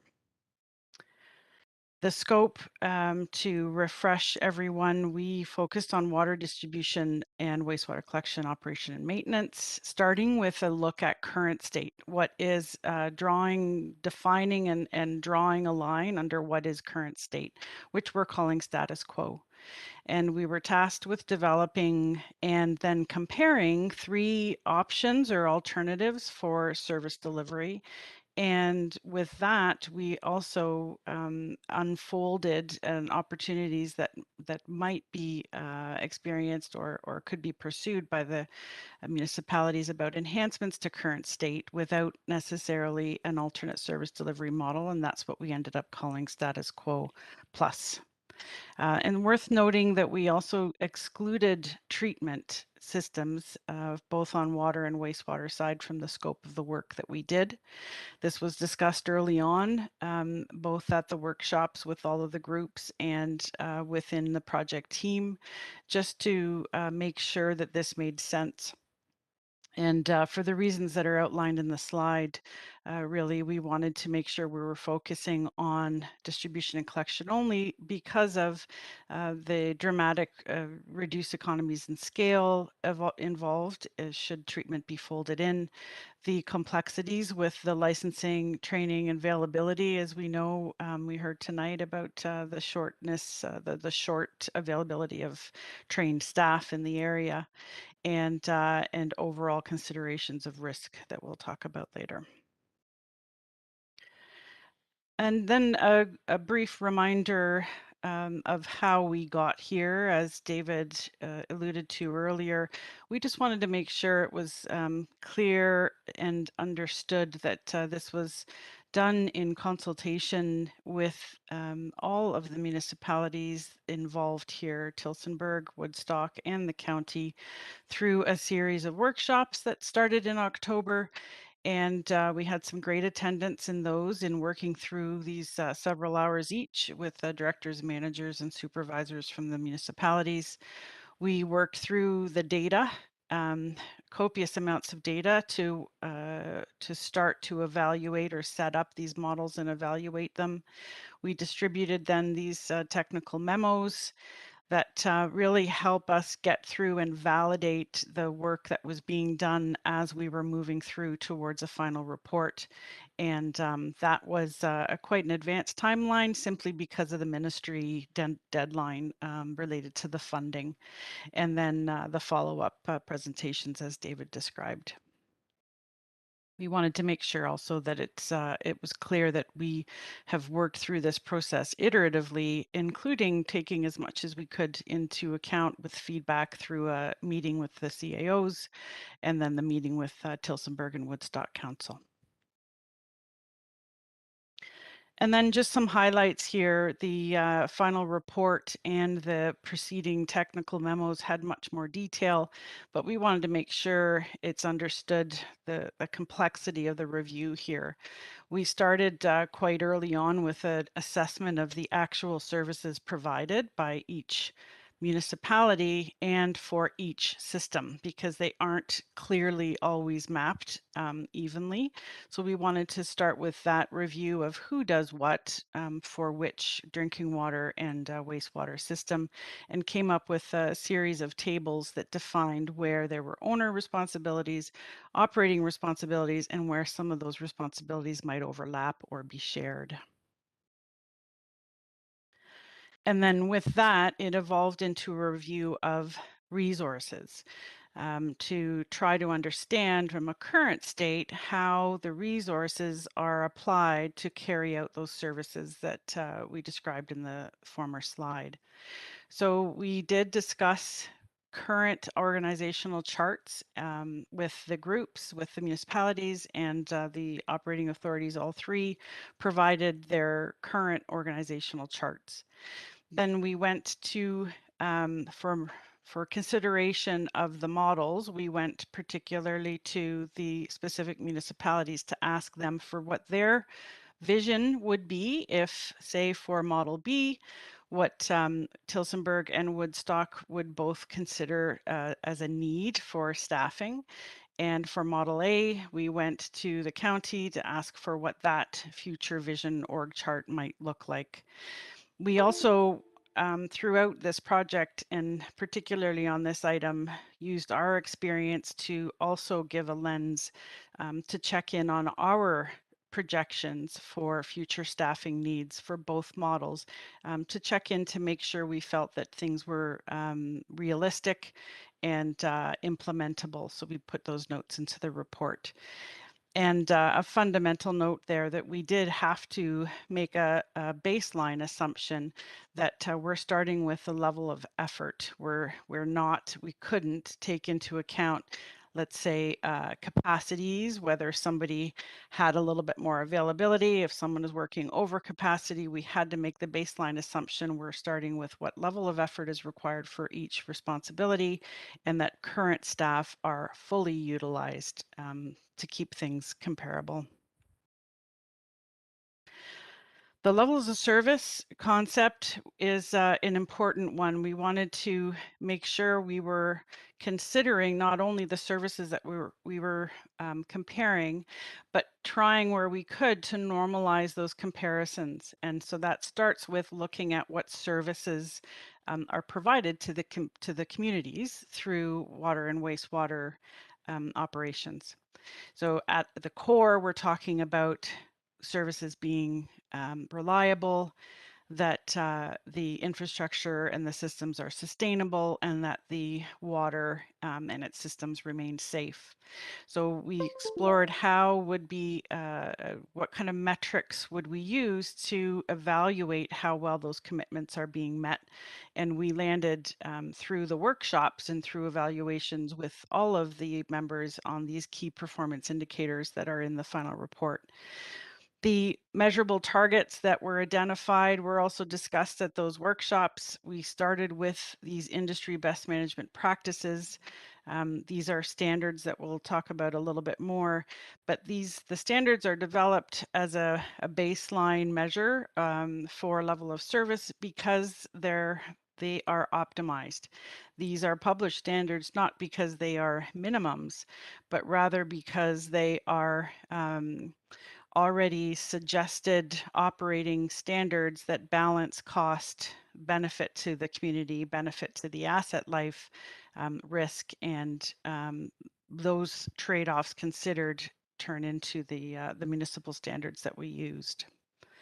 So this trade-off concept is constant. You as a council will be familiar with how your decisions are always measuring against these three elements, and where that trade-off ends up depends entirely on the information that's provided to you. So with us, with this evaluation, we wanted to make sure we were exploring all three of those elements. So in terms of level of service, they are described in the report. We had data behind these evaluations provided by all of the municipalities. And with that, we were trying to establish, again, a baseline to say, current state, where is everybody operating, with as much normalizing as we could incorporate into that data. So in terms of the safe, reliable, and sustainable, like I talked about, we established various indicators and discussed these within the workshops as well, to say these are probably some good starting points to start comparing not only the municipal current state, but also set up as evaluation for the models when we got into that.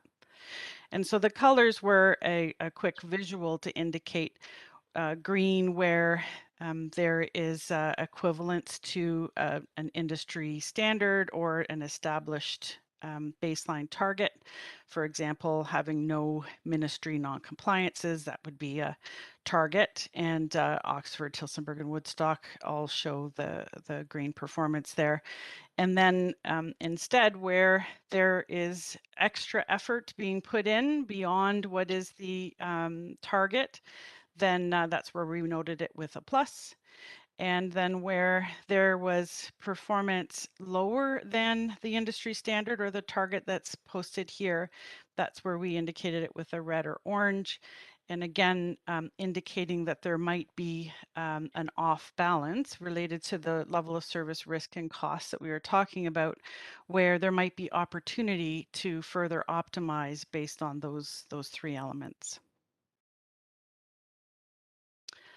And then going in a little bit further, because the data was available, we dug in a little bit more with what was able to be analyzed on the maintenance standards particularly. And these fold into the table that I showed you earlier, but were a great starting point because, again, of the industry published standards that are noted there, and the comparative data that we had available.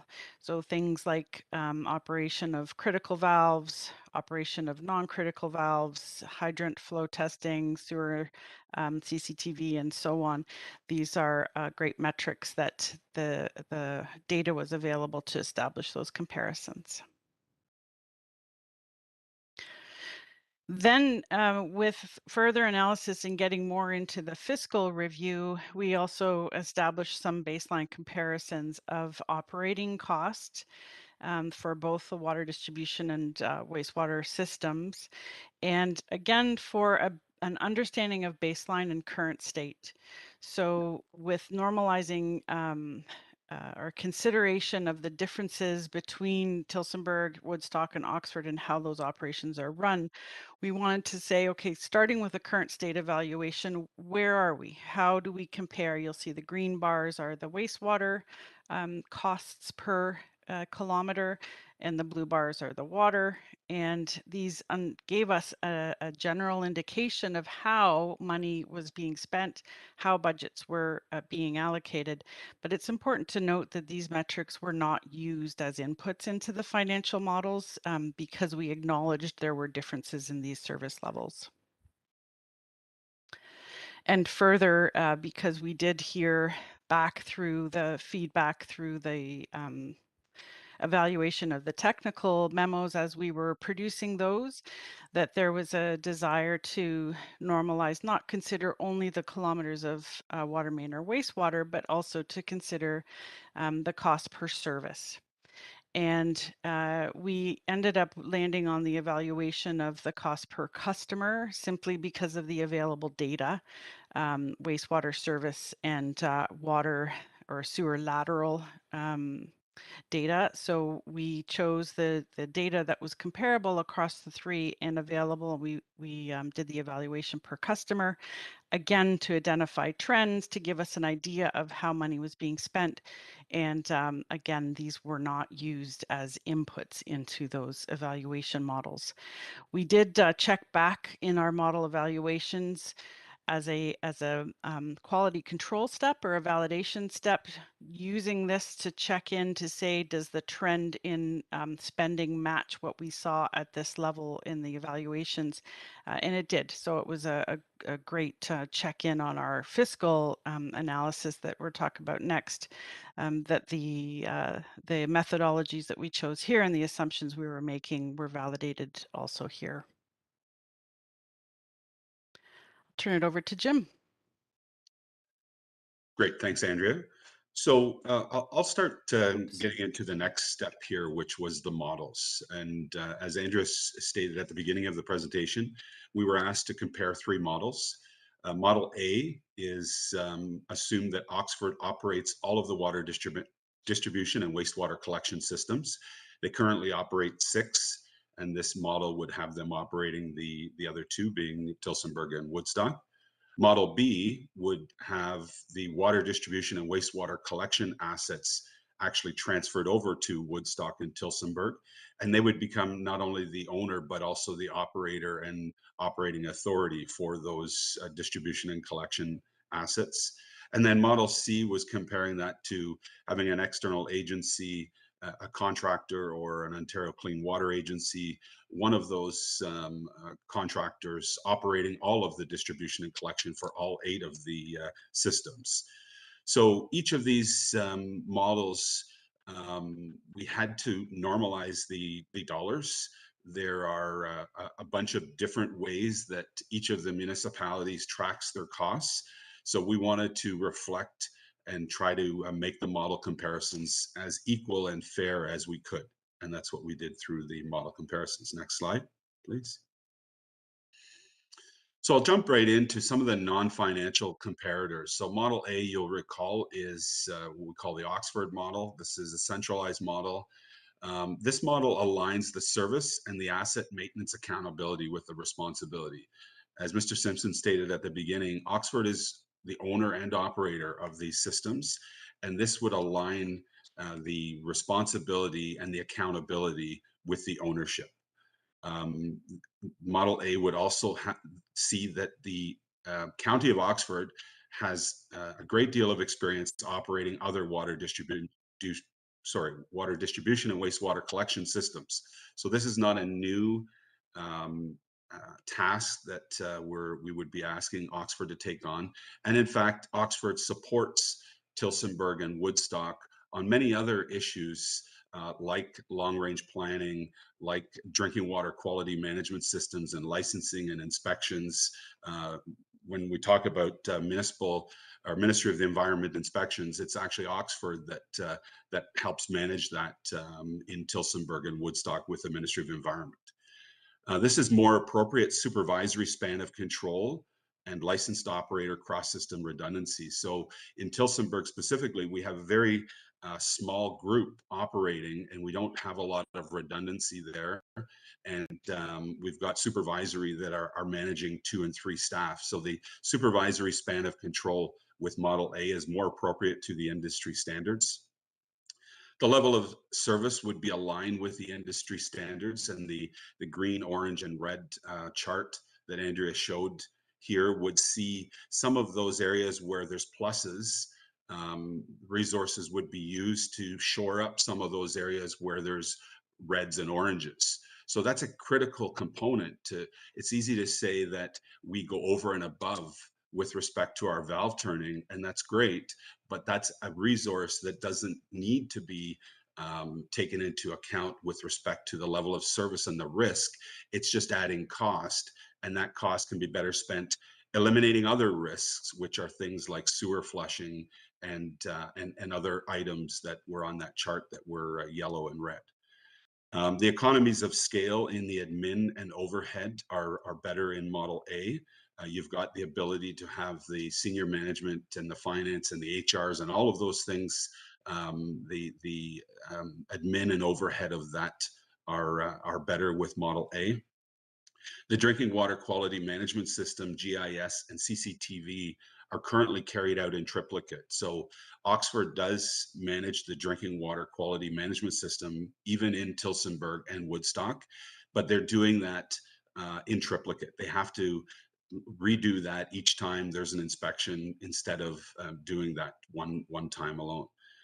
There's redundancy and reduced risks with the overall responsible operators and the operator in charge roles. So with the economies of scale and the ability to cover off on either shift work or after hours work, again, with smaller staff, it's difficult when the ORO goes on vacation, there's acting OROs. If that person's off sick, you've got more depth in resources with a centralized model. You've got enhanced control over cost recovery and integration of asset management. So right now, the line of sight, the owner of the asset is Oxford County, but they have limited visibility into the state of those assets. They're contracting the service to Woodstock and Tillsonburg. And to put it in the order of magnitude, the overall budget for water and wastewater in all of the 8 municipalities is $38 million. Just the distribution and collection side of it is $5.6 million. So it really is a small part where Oxford is actually doing the bulk of the managing of the system as it is now. We feel that there's equally good customer service in Model A. The relocation of 16 FTEs from the area municipalities to the county could be facilitated, and that would help with the local knowledge. So there was a concern raised that Tillsonburg and Woodstock know their system better than anyone, and it would be inherent that those staff would come over to Oxford, and that knowledge wouldn't be lost; it would be transferred. However, a transition plan would be required, and things like the staffing and other issues would have to be developed in the transition plan. Next slide, please. So Model B has some similarities. This would also align the service and asset maintenance accountability with responsibility. If we transferred the assets over to Woodstock and Tillsonburg, they would have full control and they would have the responsibility for asset management and accountability as the owner and operating authority. So it achieves the same as Model A. Model B also, we have Tillsonburg and Woodstock have the experience to manage the water distribution and wastewater collection. They've got excellent ratings with the Ministry of Environment. That's not in question. They have equally good customer service. We did analyze the customer service that we could get our hands on, and we saw equally good response times and equally good customer service in those metrics for each of the 3 operating authorities. However, the level of services may differ across the municipalities. So we can see from that chart that Tillsonburg and Woodstock and Oxford all have different levels of service. And so you would have one municipality, or you would have 6 municipalities having one level of service and the other 2 having slightly different levels of service. And when we talk about level of service, it's important to understand this is not the service to the actual customer. This is not the response time going out to the customer. This is really the level of effort to maintain the assets in a good state of a good condition. So that's what we're talking about when we talk about level of service. There would be a loss of economies of scale in the admin and the overhead. If we were to transfer over the distribution and collection ownership, there's a whole bunch of things that have to happen. And these are things like DWQMS, GIS, and CCTV. They would all have to develop their own systems for drinking water quality management and GIS, where currently Oxford County provides that service because they're the owner of the asset.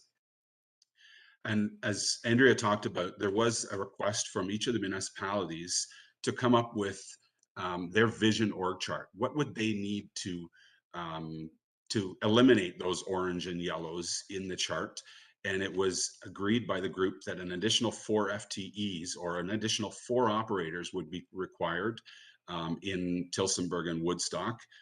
However, we felt that an additional 4 technical FTEs would be required for them to take on that responsibility.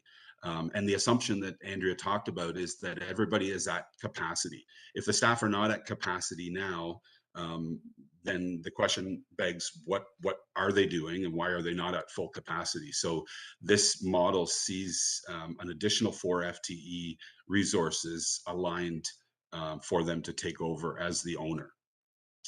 And also there'd be numerous further studies required in this model. It's a one-time capital cost of $575,000 to $825,000. And that is things like asset valuations. We'd have to do specific rate studies. There'd have to be HR studies and lawyers involved with respect to not only the transfer of the assets, but also the licensing requirements. So we do have in this model a one-time capital cost of $575,000. And I'll talk about that a little bit more in the financial model. Next slide, please. So Model C, one thing that was common, we believe it or not, did get agreement on one thing from the 3 municipalities, that Model C was not a great idea. This was going to have the most impact on staffing and the most impact on each of the municipalities. So I'll talk about this model a little bit and just give you our findings on that. Contractors, Ontario Clean Water Agency, they have a lot of experience operating water distribution and wastewater collection systems. This model does allow for a transfer of some of the risk and responsibility. So it does allow for some of that. You can't transfer your standard of care as a council, but you can transfer some of that daily risk to a contractor. However, there is a profit motive from a contractor that could have a negative impact on the assets. And what I mean here is municipalities or a contractor could run assets to fail in the hopes that the municipality would treat that as a capital project instead of as a maintenance program. You would need a detailed operating contract and a lengthy RFP process. This is, having gone through this in my career, this is at least 18 months to 2 years to get your RFP process and your detailed operating contract. Without a good operating contract, you're at the mercy of the contractor. There's an extensive transition plan for the contractor to take over all of these assets. Any changes in legislation, and there's always changes from the MOE with respect to wastewater, water, and storm. Any changes would likely cause extras. So a point in time a contract is signed, and if the legislation changes, typically those contracts are 10 to 15 years, then that would cause an extra. So there's some unknowns with respect to the future. Again, I said this is the most disruptive to staff. And there's a loss of knowledge in operating water distribution and wastewater collection systems, and you'll be hard pressed to get that knowledge back in the future. Next slide, please. So we talked about the status quo. We were only charged with coming up with 3 models, but in discussions at the workshops, there was this idea of a status quo plus. What if we just improve the way that we do the status quo? So we later in the game, we agreed to put a 4th model there, which is called the status quo plus. And we looked at not only the pros and cons of that, but also the risks and the costs of that. So I'll highlight the status quo plus for you. The service and asset maintenance accountability is not aligned with the responsibility. So the status quo, even in the status quo plus, still sees a contractor-owner relationship as opposed to the owner being specifically responsible for the assets that they own. The industry best practices would be implemented without changing the delivery model, and that proposes that we would have 4 new FTE operators and new fleet costs. There was a comment around fleet costs, and we'll get to that in the financial model. So there was an agreement with a group that in order to operate under the status quo, they would need an additional 4 FTEs, but at the operator level, not the technical level that we identified in Model B. There would agreement that a countywide user pay backflow program would be put in place. Currently, Woodstock operates a backflow system where they do the work, and Tillsonburg doesn't have a backflow program. But in most municipalities, this is a user pay system. So a municipality charges a business or an owner if they have a threat to the system of backflow into the drinking water. Then that's a user pay system, not put on the general levies or the general rate system for the homeowners. Alignment of service levels to industry standards, participation in joint procurement, a consistent cost recovery application. So they would make sure that each of the municipalities is recovering their costs consistently. However, there still be governance challenges would need to be addressed along with the contract renegotiations. And the status quo plus involves a continued risk with current challenging issues that may not be resolved. And I'll get into some of those possibly as the presentation goes along. Next slide, please. So where are we with the costing of the models? We came up with a baseline, which is $5.6 million, $5.7 million, the status quo. Model A is $4.6 million, or roughly a $1 million reduction. That's an 18% reduction in the operating cost. And the financing model demonstrates where those savings are. We feel that in Model B, through the loss of economies of scale and the triplification in some of the areas, that there'd be an actual increase of about $487,000 or 9%. So Model B comes in at $6.1 million. And, Model B. Model C comes in at $6.5 million, or a 10% increase. And then we have the status quo plus. So the reason the status quo plus is that almost the same as the status quo is we've got improvements to services, but we use some of those areas where there's pluses in the greens to pay for some of those areas to shore up the yellows and the oranges. So status quo plus comes in at roughly what the current budget or baseline budget is. Next slide, please. So I talked a little bit about these, and I won't go into detail, but these are the industry best practices that we identified.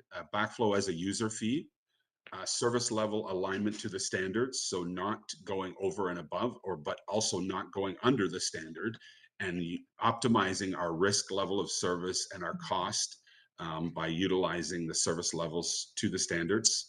And again, as Andrew said, this is not minimum standards. These are standards that are developed by American Water Works Association, Ontario Water Works Association, and WEF, which are large organizations that have utilities across North America that come up with these standards. We need to do inflow and infiltration studies, and this is to remove rainwater from the wastewater system. Looking at more joint procurement. There is some joint procurement now, but looking at additional joint procurement, a full cost recovery model. So ensuring that services are not being carried out. Whenever a service is carried out and it's not charged as a user fee, the general population picks up that cost. So the actual homeowner pays the cost if we're not doing full cost recovery. This one was contentious, collapsing water and wastewater reserves. This is not to say that we'll take money from one municipality to another. This is managing the 15 reserves that we have right now, and those reserves have peaks and valleys. One reserve is declining and one reserve is increasing, and it's about moving that money not permanently, but really using the money that is in the bank instead of one municipality borrowing and paying for that. And these are best practices. These are not actual recommendations. And then the last is streamlining the responsibilities in the right-of-way capital coordination. So ensuring right now there is coordination in the right of way with the water, sewer, and the roads. But a better job, we think, can be done in coordinating that and setting up a coordination committee to ensure that that transpires. Next slide, please. So we carried out, when we looked at this, we wanted to do an ease of implementation versus benefits. So not only did we do a financial, not only did we do risks and pros and cons, but we wanted to look at the ease of implementation and what would happen, what would be the benefits, not only to the system, to the municipality, but also to the residents and businesses. So it's ideal to have the green box here, the higher benefit and easier to implement. And then the difficult to implement with lower benefits is obviously not as agreeable. So we used two areas here as an axis. We've got the ease of implementation, which includes the ease to implement the change, the time to implement the change, and the cost to implement the change. And then on the other axis, we have the benefits, which are the potential cost savings, improvements to the customer experience, and the overall improvement to service levels. Next slide, please. So this is where things land. And we see Model A as the easiest to implement with the highest amount of benefits. We also see the status quo plus. A lot of people look at the status quo plus and say, well, if it's the status quo, isn't it the easiest? Shouldn't number 4 be over there with number 1? And we disagree with that, because number 4 is really doing number 5, 6, 7, 8, 9, 10, and 11.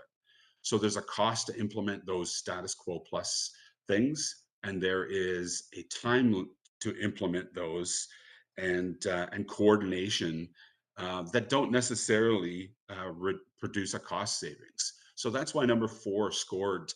It's still doable. Number 4 and the status quo plus is still doable, but it didn't score as high as number 1. Number 2 and 3, which is Model B and Model C, we feel are going to be very difficult to implement, and they're not going to yield the benefits that Model A or number 1 would yield.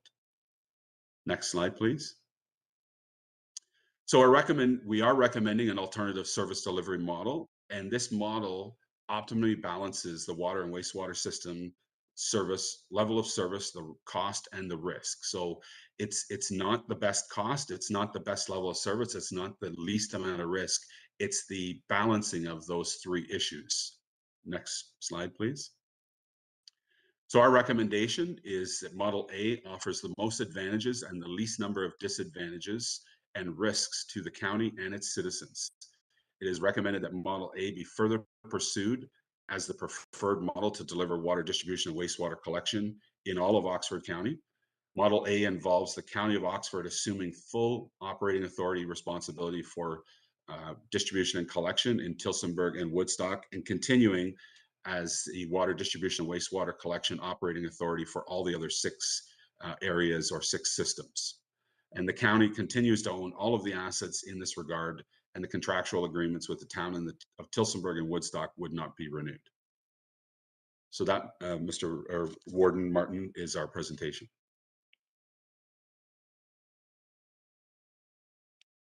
Thank you. Are there any questions for the presenters? Councillor Peterson? Yeah, thank you, Warren.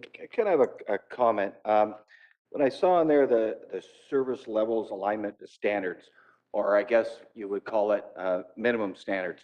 I'm a maintenance electrician myself, and I know we do a preventative maintenance program. When I first started in my facility, we had no preventative program. We had repeat breakdowns nonstop all the time. Once that program came into effect, a lot of those repeat breakdowns disappeared. And I'm specifically talking, it's been brought up a few times about the valve turning every 18 months. And it's hard to compare when they use that minimum standard. Not every system's the same. And as Woodstock mentioned, they have an older system. And I would think as their preventative maintenance program, that they've probably proven that by turning that every 18 months, that that is what needs to be done in order for their system. So it's more of a comment than anything.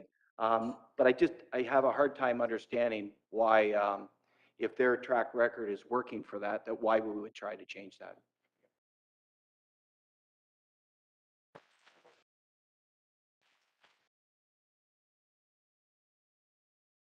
You want to comment, Mr. Harmon? I'm fine to comment if it's a question. I believe that these are not minimum standards. These are best management practices. The issue is small valves that are 6-8-inch valves do not need to be turned every year. Absolutely critical valves that are on trunk mains or large 300, 400 millimeter mains get turned every year. And that's what the standard talks about is the implications of a 6-inch valve breaking, the risk of that 6-inch valve not operating when the time it's needed is very little risk, and it involves a few additional customers being out of water. The cost for that, however, is potentially 1 or 2 full-time bodies to achieve that level of service. The City of Toronto is one of the oldest systems in Canada, and I worked there for 10 years as the director of water, and they adhere to these systems. Halton Region, the Region of Peel, all with older systems. City of Hamilton, which I was the director for 10 years, also operates under the best management practices so that they can maximize the level of service and minimize the risk and cost. Are there any, follow-up, Councillor Peters? Yeah, just to follow up, and then I have a question as well, if that's okay. I know you're talking about a valve. I'm pretty sure everybody here go down and try to shut the valve off in your hot water tank, and it's going to leak forever. Anyway, I'll throw a question at you. When I saw about the equipment that we're talking about renting the equipment, I presume to buy later, I'm curious if there's any kind of cost, and I'm very curious whether you could rent half that equipment. You know, it's pretty near impossible to even rent a car right now, let alone some of this other equipment. And just the other thing, on page, I think it's 15 of the report, so you can add the costing of buying the equipment. There's one line in there, and it says additional one-time administrative implementation costs, service contact, renegotiation, transfer to cardiograph, automated work order system transition, backflow prevention, program development, joint procurement, and then it says, et cetera, are anticipated but related costs were not estimated. Do you have any idea of what those costings are? Because I would think by buying that equipment, we're talking millions, and I'm not sure about the cost of this other stuff. I'm just curious. I'm trying to compare apples to apples, which it should be, but I reading the report, I can't get to that. Through you, Mr. Warden, I can take that question from Councillor Peterson. Yeah, I think it's time we probably clarify a lot of the misinformation around where fleet costs are included and not included. If you look at Councillor Pedersen, if you look at page 17, table 7, that table actually shows that the county did account for capital fleet costs. So what we carried there to do an apples to apples comparison at the operations and maintenance level is we created an annual O&M cost for the additional fleet that would be required. So that's not implying that those are rental items. That's basically the annual cost equivalence of what it would take once that fleet is onboarded and operated and maintained annually. So those costs you see in table 7, the 145,000 and change, that not only includes the fuel costs, the maintenance costs, but it also includes the capital replacement cost for over the service life of that vehicle. On the flip side, for some of the alternative models where there was new operators proposed both for Woodstock and Tillsonburg, neither operating authority put forward any associated fleet needs with those operators. As an example, for Tillsonburg, they have one 4x4 truck per operator currently, and they're looking at bringing on 2.5 additional staff. Similarly, in Woodstock, there would be an additional, at minimum, 1.5 operator staff on the wastewater side. So we're not assuming those operators are going to be running around on bicycles with a pipe wrench in their back. You will need dedicated fleet for those operators to be effective at the front line there.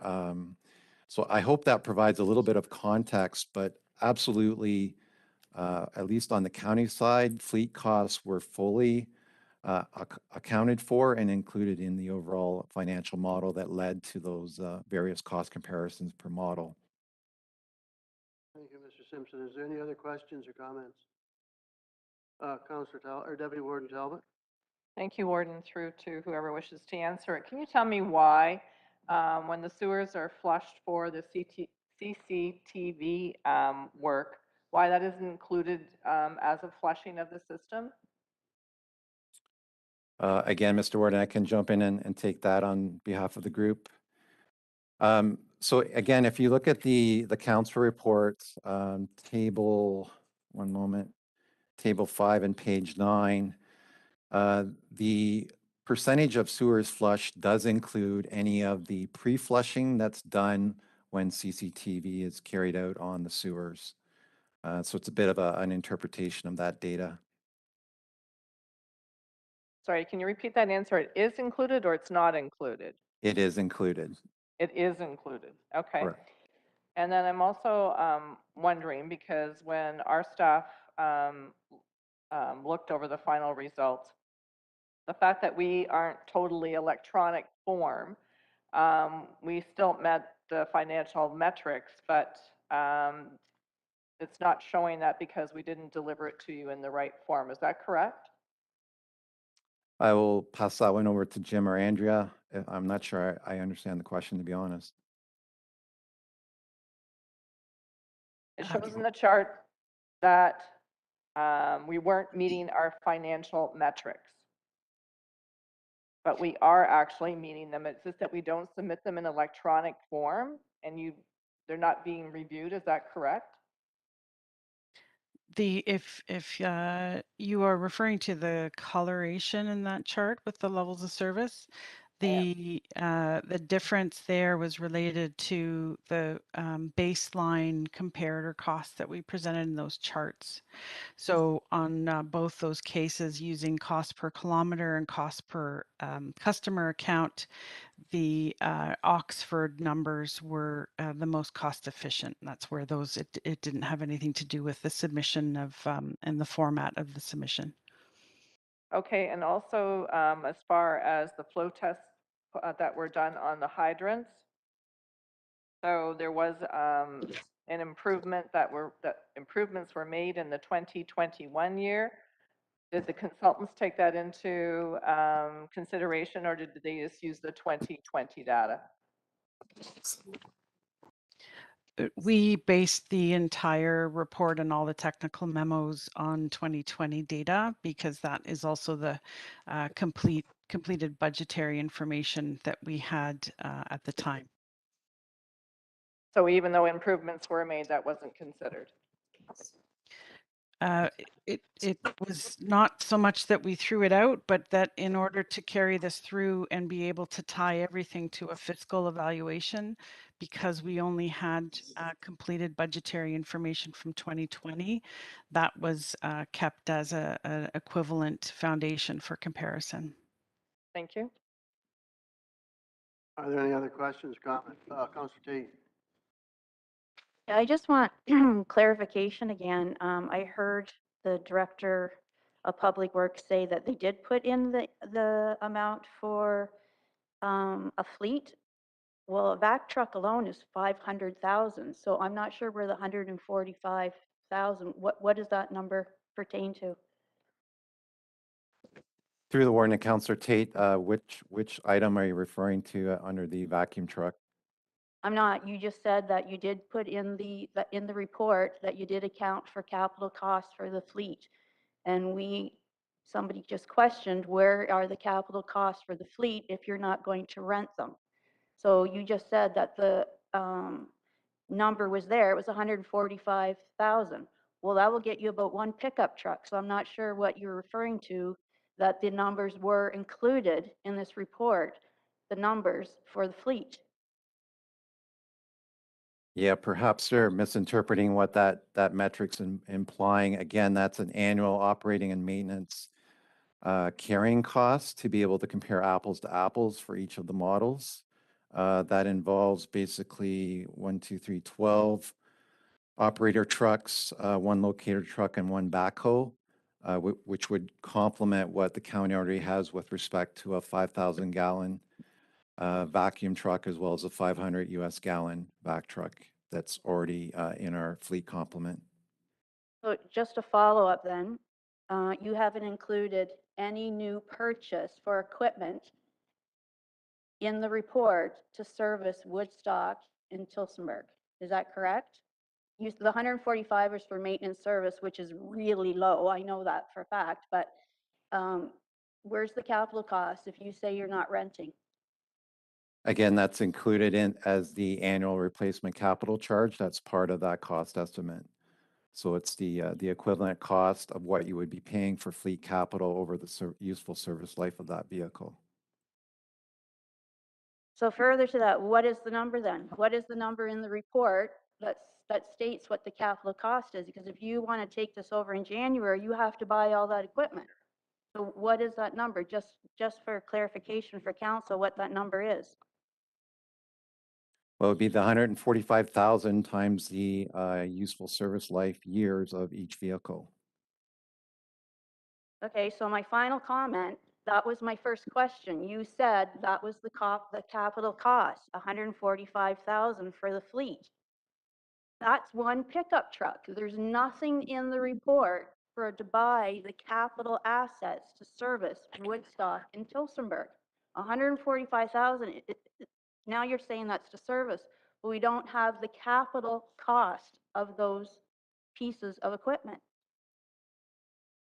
Yeah, I've done my best to explain that. Again, it does capture the annual capital replacement cost that's required based on the useful service life of each vehicle.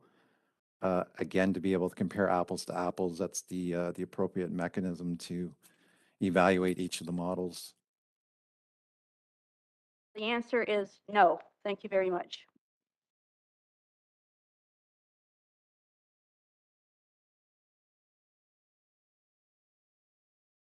Are there any other questions or comments? Councilor Molnar. Very much, Mr. Warden. Yeah, I'm going to direct very briefly my questions to the presenters appropriately. This, I believe, was your material. And then if there's time and the chair provides, I do have questions with the resolution on the floor relative to PW 2022-32. So I'd like to thank, I believe it's Andrea and Jim, thank you. Material had been provided in advance. Thank you for the thorough nature and that you went through it all again tonight. I wanted to focus, first of all, on page 209. It's page 209 of our overall agenda of the way the PowerPoint fit in. And I believe it's referenced as industry best management practice opportunities. And I just wanted to publicly recognize and thank you both and your contributions to this initiative on creating areas where we can continue to dialogue and find continuous improvement. That this doesn't have to be an A or a Z. It can actually be about working together and finding common ground and areas where all the residents of Oxford County continue to be serviced better daily, day after day. So I wanted to recognize you for that, and I believe that's something that I'll continue to hold on to and hold as a matrix for that continuous improvement, which should be on our priorities daily. Now to the next page, the framework is there. And then the following page, I believe that would be 211 then, is the matrix or the graph. But how do we know what formulas, no, excuse me, the formula's there. I don't know the input methodology that took us from page 210 to 211. I just see dots on a map. If I can try and answer that. Yeah, that's, I'm asking either you, Jim, or Andrea, as the authors of this PowerPoint, please. Sure.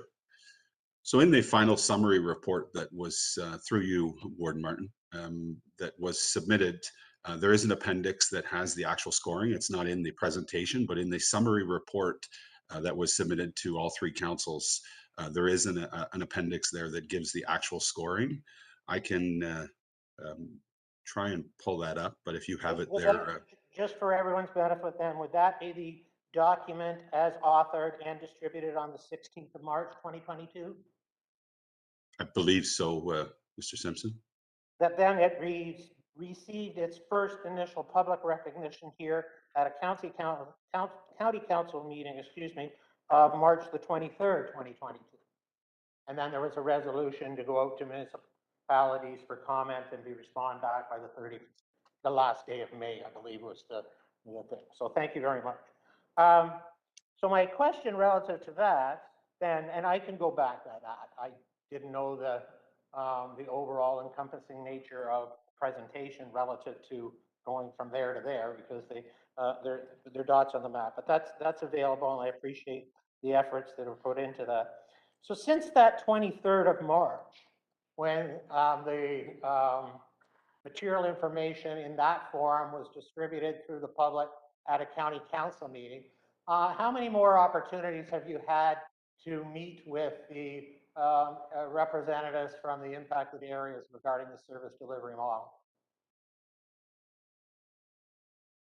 Through you, Mr. Warden, to Jim, can you answer that then? Sorry, I would, through you, Warden Martin, I'd let David respond to that, and I can add if need be. Or you're the consultants, are you not? Absolutely, I'm happy to. Feeling right now, it's absolute due respect, and I'm sorry. I have a PowerPoint presentation. That's all I'm trying to work with right now. It's the only information I currently have in front of me, and then I'll deal with the resolution on the floor. But this is kind of important to a lot of people. So Absolutely. just asking relative to the authors, I've got MVU and Blue Plan as the authors of the document that I'm referencing. Correct. So in that authorship, for the 22nd of June, have you had additional correspondence with the representatives of the municipalities? Let me just be as simple as saying Tillsonburg, either the Director of Operations or the CAO, since the 23rd of March. So through you, Mr. Warden, if Andrea, do you have the dates? But I can answer a high level, but you probably have some more information on our meetings that happened since March. Through you, Mr. Warden, since the publication of the report, and I don't have the meeting dates at hand, terms of correspondence with Town of Tillsonburg, that would have only been through presentation to council. And we did have a follow-up meeting consultation with Mr. Creary and the Woodstock council meeting at that time. Okay, no, thank you very much. And relative to the feedback you would have received either directly from the Town of Tillsonburg or through Municipal Council's resolution and response back to the County of Oxford, have you made any at all amendments to the presentation you've made tonight relative to the material you originally had available to you on the 23rd of March? Through you, Mr. Warden, we made clarifications, most certainly, to make sure that any misunderstandings that we interpreted from the feedback and the questions and the comments from our previous council presentations was addressed in these slides, but no changes to the outcomes, the recommendations, the analysis, the fiscal review. No, appreciate it. Sorry, I appear like I'm, doing stand up here, and I apologize for that. But again, this is important. Actually, Councillor Moore, you can remain seated if you're more comfortable that way. I realize it. Okay. I'm very close to be with the presenters, and I honestly do thank you very much. And I apologize if it appears over passionate. How many times, or when was the last time that either one of the individuals representing the two consulting firms were able to be in Tillsonburg during this review period regarding this initiative? Through you, Mr. Warden, we were in the area for the workshops and the initial consultation through the fall and winter. Define area then. I'm asking, when were you in the town of Tilsonburg to either look at the assets, visit the customer service center, network with, qualified technicians, drink the town of Tilsonburg water? When have you been to the town of Tilsonburg during this deliberation? I guess that's my final question. Through you, Mr. Warden, absolutely. And our meetings, although held through the county, I'll remind everybody, we were under restrictions through the pandemic. So a lot of the work was done remotely, but we did our best to hold the workshops at council chambers within the County of Oxford. But absolutely, we've visited the areas involved. Okay, once again, thank you very much to both of you for your the work and the efforts you put into bringing this information to the public tonight. Thank you. Thank you very much, Councilor. With the resolution that's on the floor, could I still speak then? Yes, there's a resolution on the floor. Yeah. Oh, she's just jump up. I did want to very briefly recognize and thank in attendance tonight our own Director of Operations, Mr. Carlos Reyes, who's been very involved. Matter of fact, within the 24-hour notice, he was able, upon my request, to at least provide me some greater clarity regarding some of the information that is contained in report PW 2022-32 with the resolution on the floor. So I'll be very quick. Mr. Reyes is a CMM 3, an MPA, an M-Eng, and a P-Eng as well. So we're proud of the contributions he's able to bring to this conversation. In that brief 24-hour period, Mr. Reyes had addressed 15 concerns or questions or that were in the report for clarity. I'm not going to go through 15. Don't worry. But there's a couple that I'd like clarity on, and I think it's fair that we ensure that, as they say, there's two sides to a pancake, and we only have one opportunity to get this right. And that may sound silly, but it's what I'm here for. I'm trying to at least make sure that we have all the information available for all of us. So on page 134 in the agenda tonight, under recommendations, it's that Oxford County Council direct staff to proceed to implement centralized service delivery of water distribution and wastewater collection, operations and maintenance in order to further optimize operational levels of service. That's actually on the floor, right? Which I respect. Have we got, as county council, an implementation plan on how this is to be done? Mr. Simpson, can you? Yeah, but these are to the report now, so thank you. Mr. Simpson, and then if either Andrea or Jim want to chime in, that's fine as well. But David? Yeah, thank you, Mr. Warden, through to Councillor Molnar. Certainly before any of us spending time and effort on that implementation plan, we're obviously seeking clear direction on the path forward from council. Pending the preferred service delivery model chosen, absolutely there would be a corresponding implementation plan that would be specific to the model that's being preferred. Okay, thank you very much. I think some of the other questions were a couple brought forward by one of the delegations tonight as well. And this has to do, actually, there was a comment on page 135 that had to do with infrastructure funding gaps, and some of it which was contained in the 2022 asset management plan.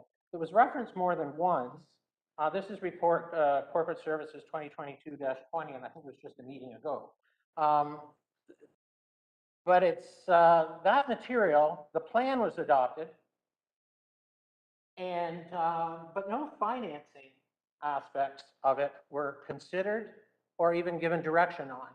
And yet inside this report, Public Works 2022-32, it's carrying moderate weight relative to the importance of infrastructure funding regarding water and wastewater.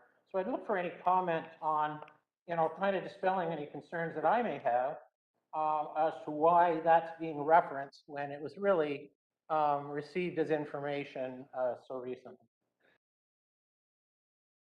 Through the warden at Councillor Molnar, certainly I see the report number CS 2022-20 as really quite an inspirational, instrumental overview of where our infrastructure systems are at. And I certainly feel the cost to address the infrastructure funding gaps is very, very relevant when it comes to pressures on our rate budgets and also on our associated reserves. So certainly in terms of the direction we received to undertake the study, it was to seek out efficiencies.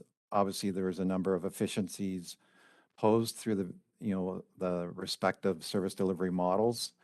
With the centralized model, there again is very real significant savings possible that could definitely serve to offset some of that well-known upcoming pressure on our infrastructure funding gaps as well as our infrastructure reserves. I can appreciate certainly there hasn't been a finite direction given in terms of how those financing gaps will be addressed, but the way in which they're approached is quite common. You've got a number of ways of approaching that, either debenture financing, applying more development charges funding to those gaps. I think the point is even outside of leveraging those two opportunities, you're still going to have quite a prevalent funding gap that will continue to place pressure on the reserve. So that would certainly be my comment, Councillor Muller, that the potential operational savings here are extremely relevant to our long-term sustainability and funding of the various water and wastewater systems. And, okay, and that's perfect. That's why I asked the question, and I would suggest an excellent and responsible answer, and the reference to potential, I think is recognized as well.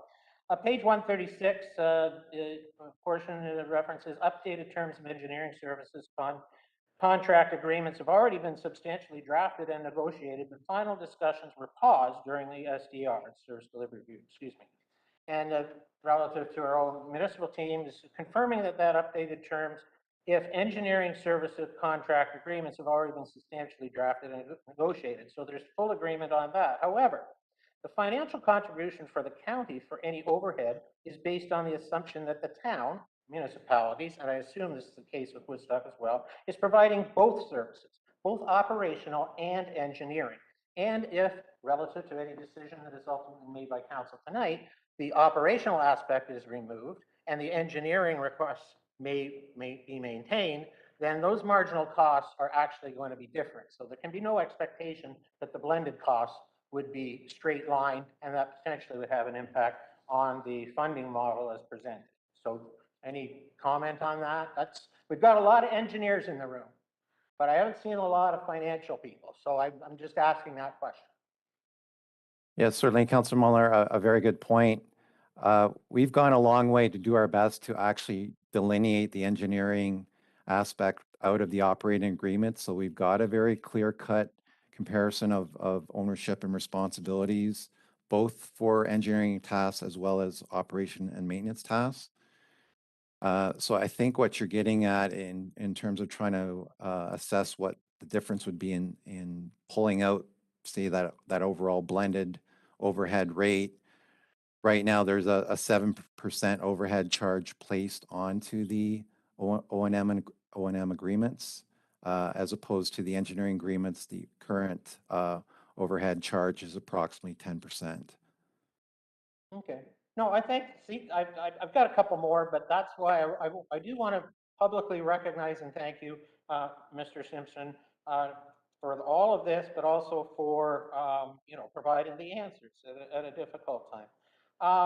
Page 144, maybe this is referenced by a delegation earlier, but now I'm going to just be fair to our team. Because the word some of lower tier municipal service providers, there's only two, and some's a plural word.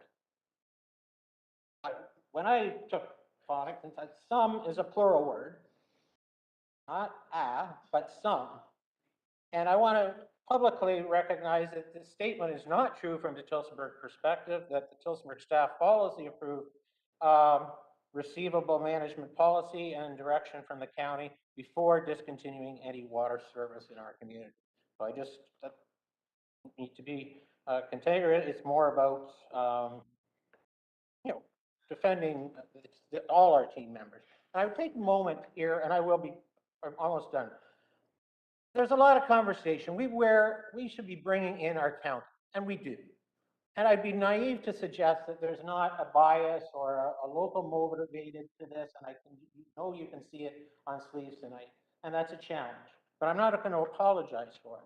But one thing I haven't heard tonight, while we've celebrated the excellence of the workers in orange behind me and the quality men and women who provide dedicated, sustainable, and safe service and leave their families at all hours to provide the benefits for our families, residents, and businesses, I'd also like to publicly recognize the men and women that work for the County of Oxford who are doing those same things.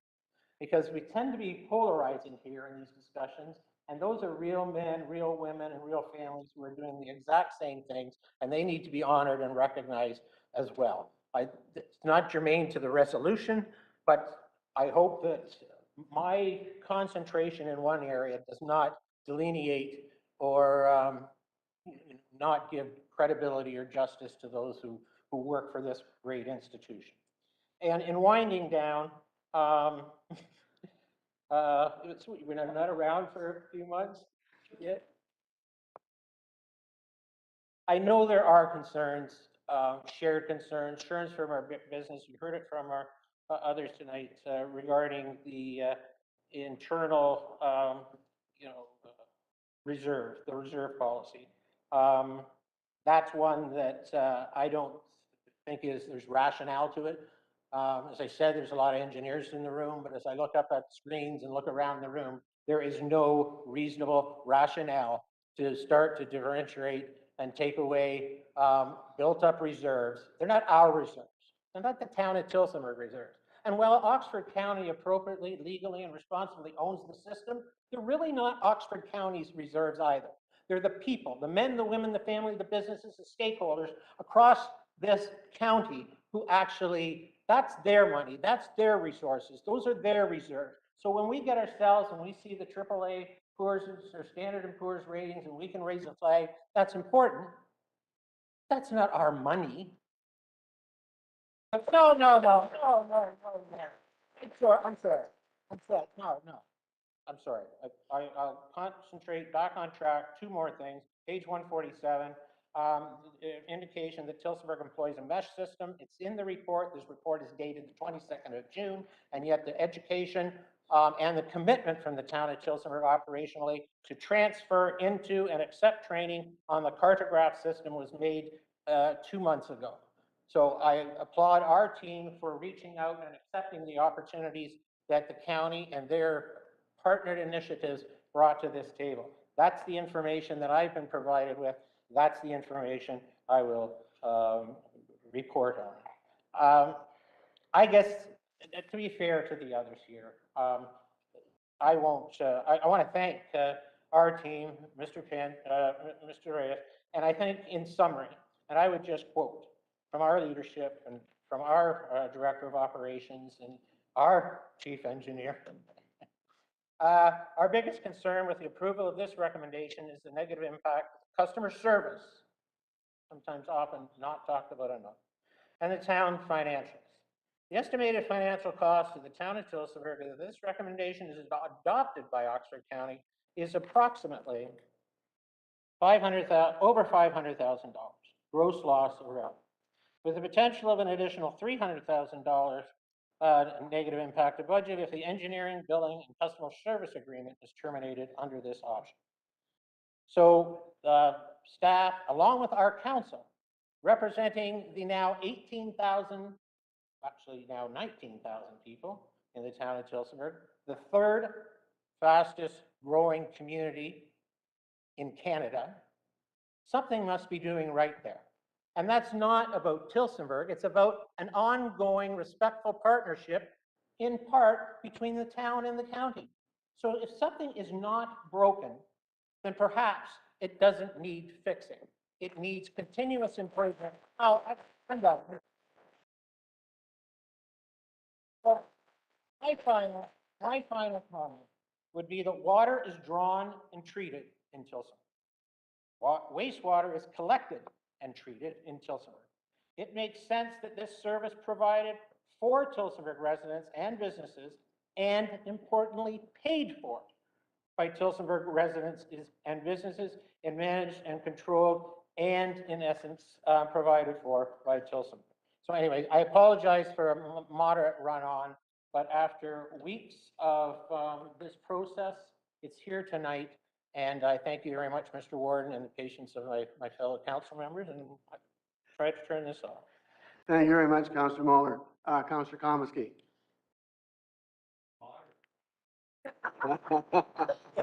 You want the mic?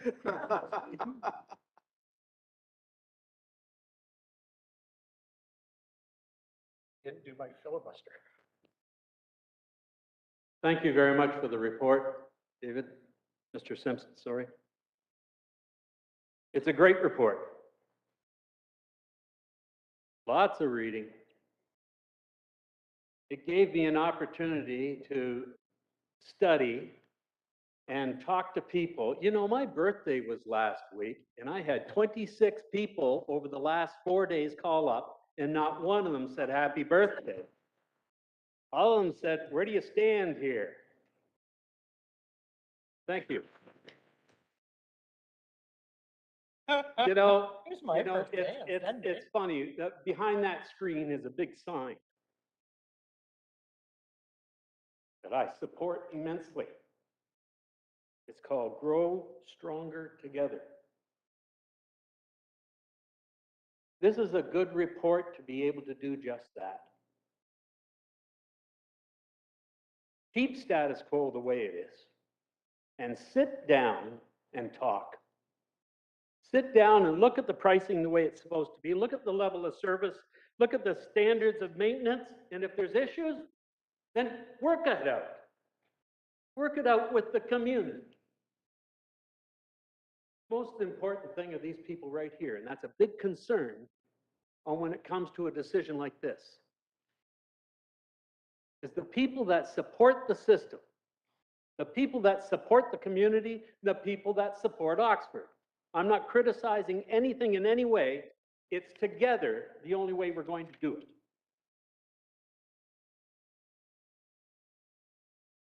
I think that David Curry said one thing that hit me: further discussion. You said that. Needs further discussion. And that's exactly what it should be.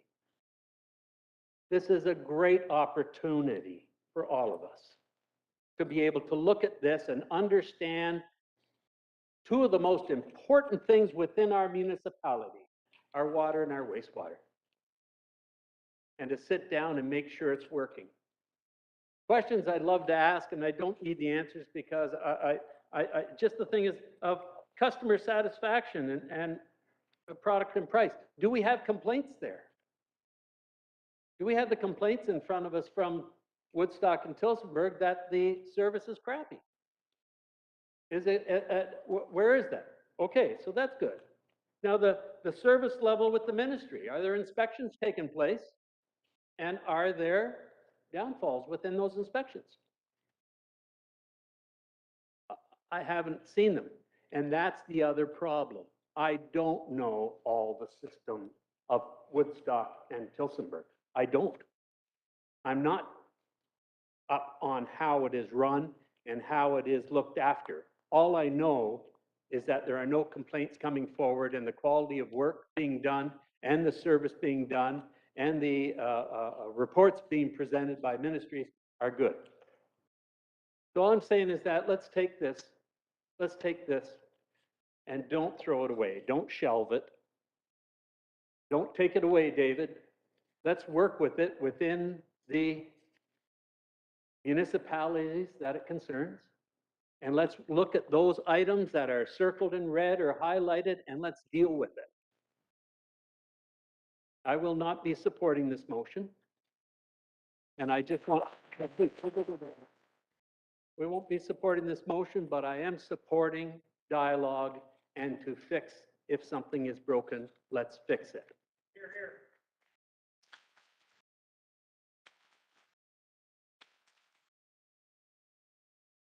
Happy birthday. Are there any other comments or questions? Councillor Lauder. Thank you. I know I've been in this position as county councillor since February, but I have kept up on the issues prior to becoming on this position. I've received in excess of 40 calls and emails, some as late as today, from concerned citizens of Woodstock, very upset that this issue is before us. This does not include those who have stopped me when I'm out and about. Our citizens are pleased with the efficiency with which our staff provides service to the city and do not wish to make this change. Our drinking water is maintained to a high standard. That is what they expect, and that is what our staff want to continue providing. Thanks to all the staff, both city, Tillsonburg, and county. I agree with Councillor Comiskey. Let's work together. Thank you.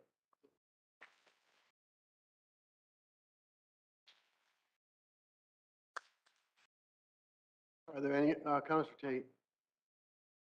Yeah, I just had a comment and I wrote it out because I get a little emotional about this. The drinking water quality and service is to me one of the most important services we deliver to our taxpayers and our community. You have heard from the workers themselves and our CAO. We deliver great service at a fiscally responsible cost to the taxpayers. Yes, as you heard, city service is above the minimum standard, and as a Woodstock resident, I am very thankful that I don't have to worry about my drinking water, as all residents should be. I am disappointed that a service that had been carried out for decades and never had an issue with the county now has come forward to try and divide this council.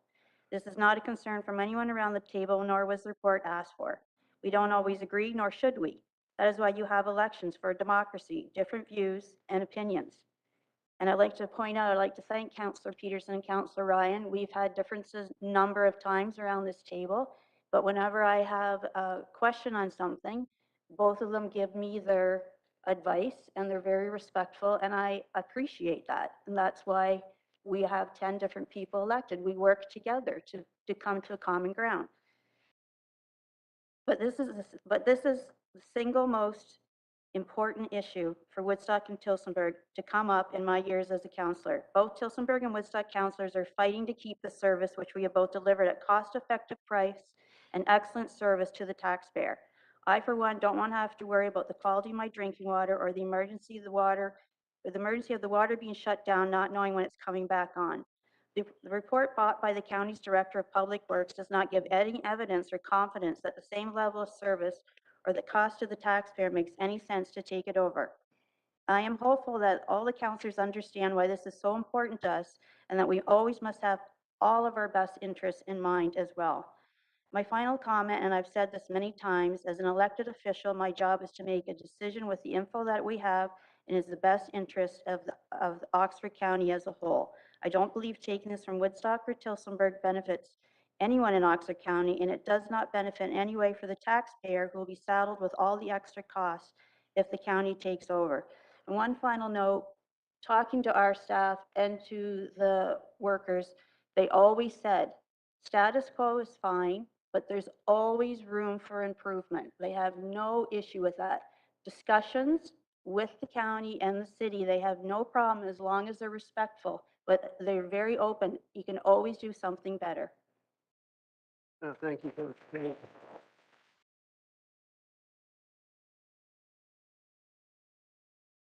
Are there any other comments, Councillor Mayberry? I'm pretty sure you assumed that I wasn't going to let this go without at least a few comments. So first of all, I don't think anybody here is questioning the quality, the commitment of staff at the county, the city of Woodstock, or town of Tillsonburg. We each see every year the results of the MOE review of water standards and wastewater. They're always excellent, and I think it's one of the things that gives you confidence is that they're doing high quality work. They're committed people. They're doing a great job, no question about that. But I do think we have to back up just a little bit and say to ourselves, so why did we go into this conversation in the first place? Why did we apply for modernization funding? And the reason was we thought we were going to see a report, or we were hoping to get a report that showed, could we do better? Could we do it fiscally more responsibly? Is there opportunities for greater efficiency, greater improvements, that sort of thing?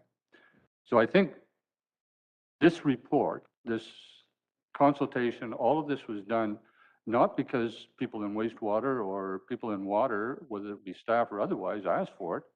County council is responsible for asking for this report, and they should kind of remember that. I would also remind us that in 1975, when the County of Oxford Act was in place, that the province, in their wisdom, gave water and wastewater responsibilities to the county, not the lower tier. It was a political decision somewhere along the way to let the lower tiers take over water in order to operate water and wastewater. Some do, some don't. In the end, does it really matter? I don't know, but the County of Oxford Act says it's supposed to be an upper tier responsibility. Does that matter? I'm not sure. But it was envisioned or understood that it was a responsibility at the county level. And finally, I would just say, I'm in favor of centralizing for one reason only. I do not necessarily think it's going to be cheaper or more expensive, but I do remind council that under the Clean Water Act, those who own the system are actually ultimately liable and responsible for the system. This is and you could say we've had great luck, or I don't believe it's luck. I believe it's skill of the operators today.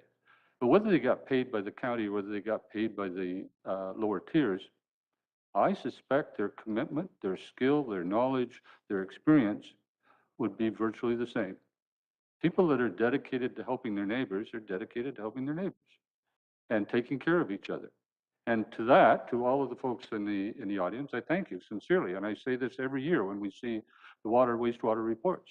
I appreciate the fact we have great people doing the actual work, and county council gets the credit.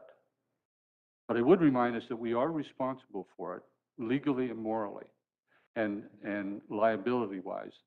And so for that reason, I actually, despite the fact that this won't be popular, I actually think it should be centralized.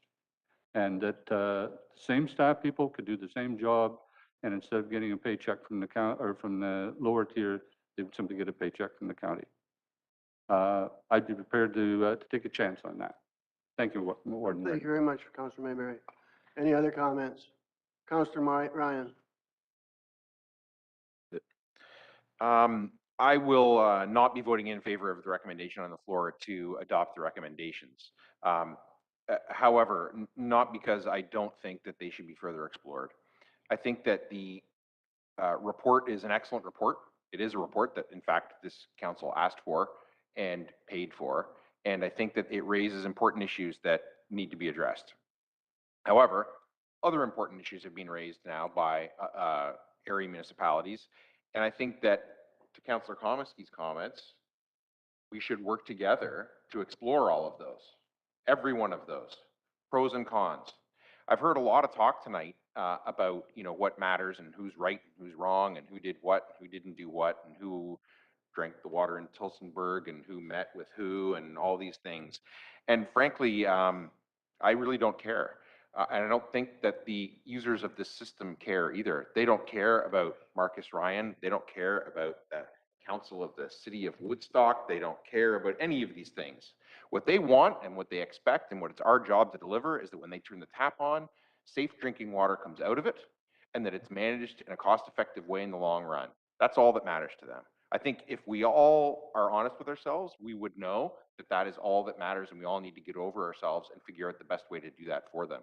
So to that end, I will not be supporting the recommendation on the floor, but if it fails, I will be putting forward a motion that we continue with status quo and continue with this work and this dialogue between the county and the area municipalities, because there absolutely, as Councillor Mayberry said, is an opportunity to do better.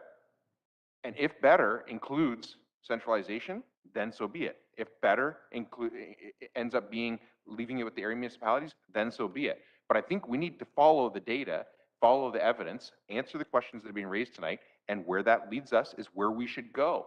It's not a turf war between any individual councillors or area municipalities. It's about what is going to deliver the best system for the residents. And whatever that answer is the answer that I will be in favor of. Thank you. Any other comments? Don't. Councillor Lauder, Did I call a recorded vote on this, please? Madam Clerk?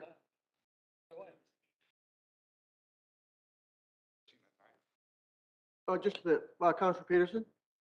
Yeah, just for clarity, if this is voted down, the results would be status quo. It will default to status quo if this is defeated. Madam Clerk? Thank you, Warden. Counselor Ryan, No.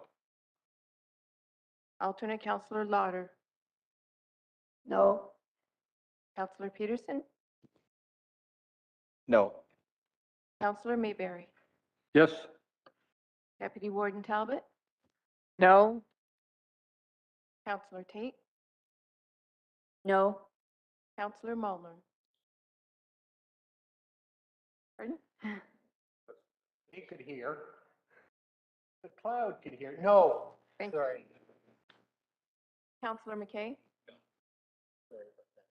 Counselor Komisky, No. Warden Martin. Yes.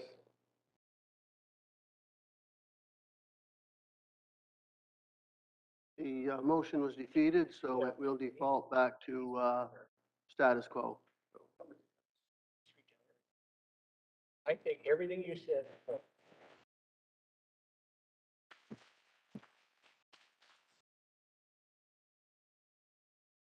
Is that for Councillor Komisky's birthday?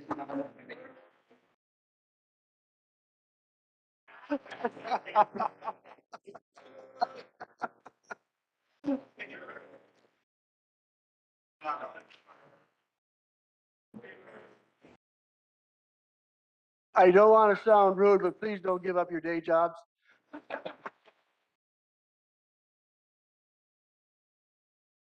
So with that, then, that moves us down under consideration of correspondence, and Councillor Mulder.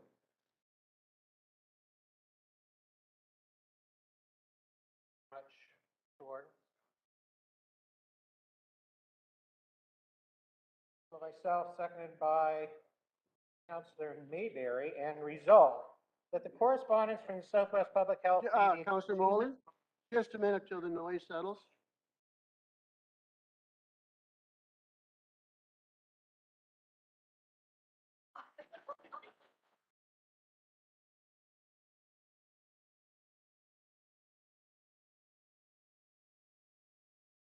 Thanks, Mr. Warden. Moved by myself, seconded by Councillor Mayberry. Resolved that the correspondence from Southwest Public Health dated 15th of June 2022 informing of a potential interim additional 2022 levy being imposed to fund cash flow pressures related to COVID-19 response expenditures until the costs are reimbursed by the Ministry of Health be received.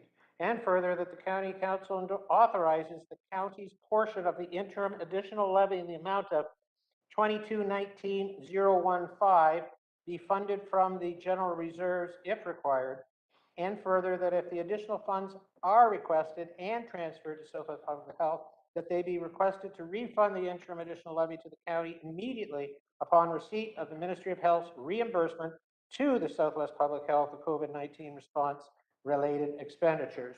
And further that the county write to the Minister of Municipal Affairs and Housing and the Minister of Health to express our concern of this cash flow situation and its effect of applying pressure to Southwest Public Health's cash flow during this time when their focus needs to be on vaccination work. Thank you very much. I could add a little bit to that if you want. It's just that the COVID funding that the Southwest Public has got, as the motion says, has not come through. We've been guaranteed that it is going to come through. We got half. What we got from the province was about $7 million short.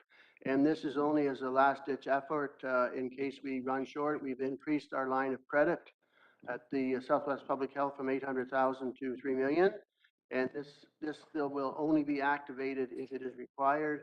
And once we do get our funding through it to the Southwest Public Health, it will be coming back. So with that, is there any further discussion? Wait till Friday. Seeing none, I will call for the vote then. Those in favor? Opposed, if any? Motion is carried.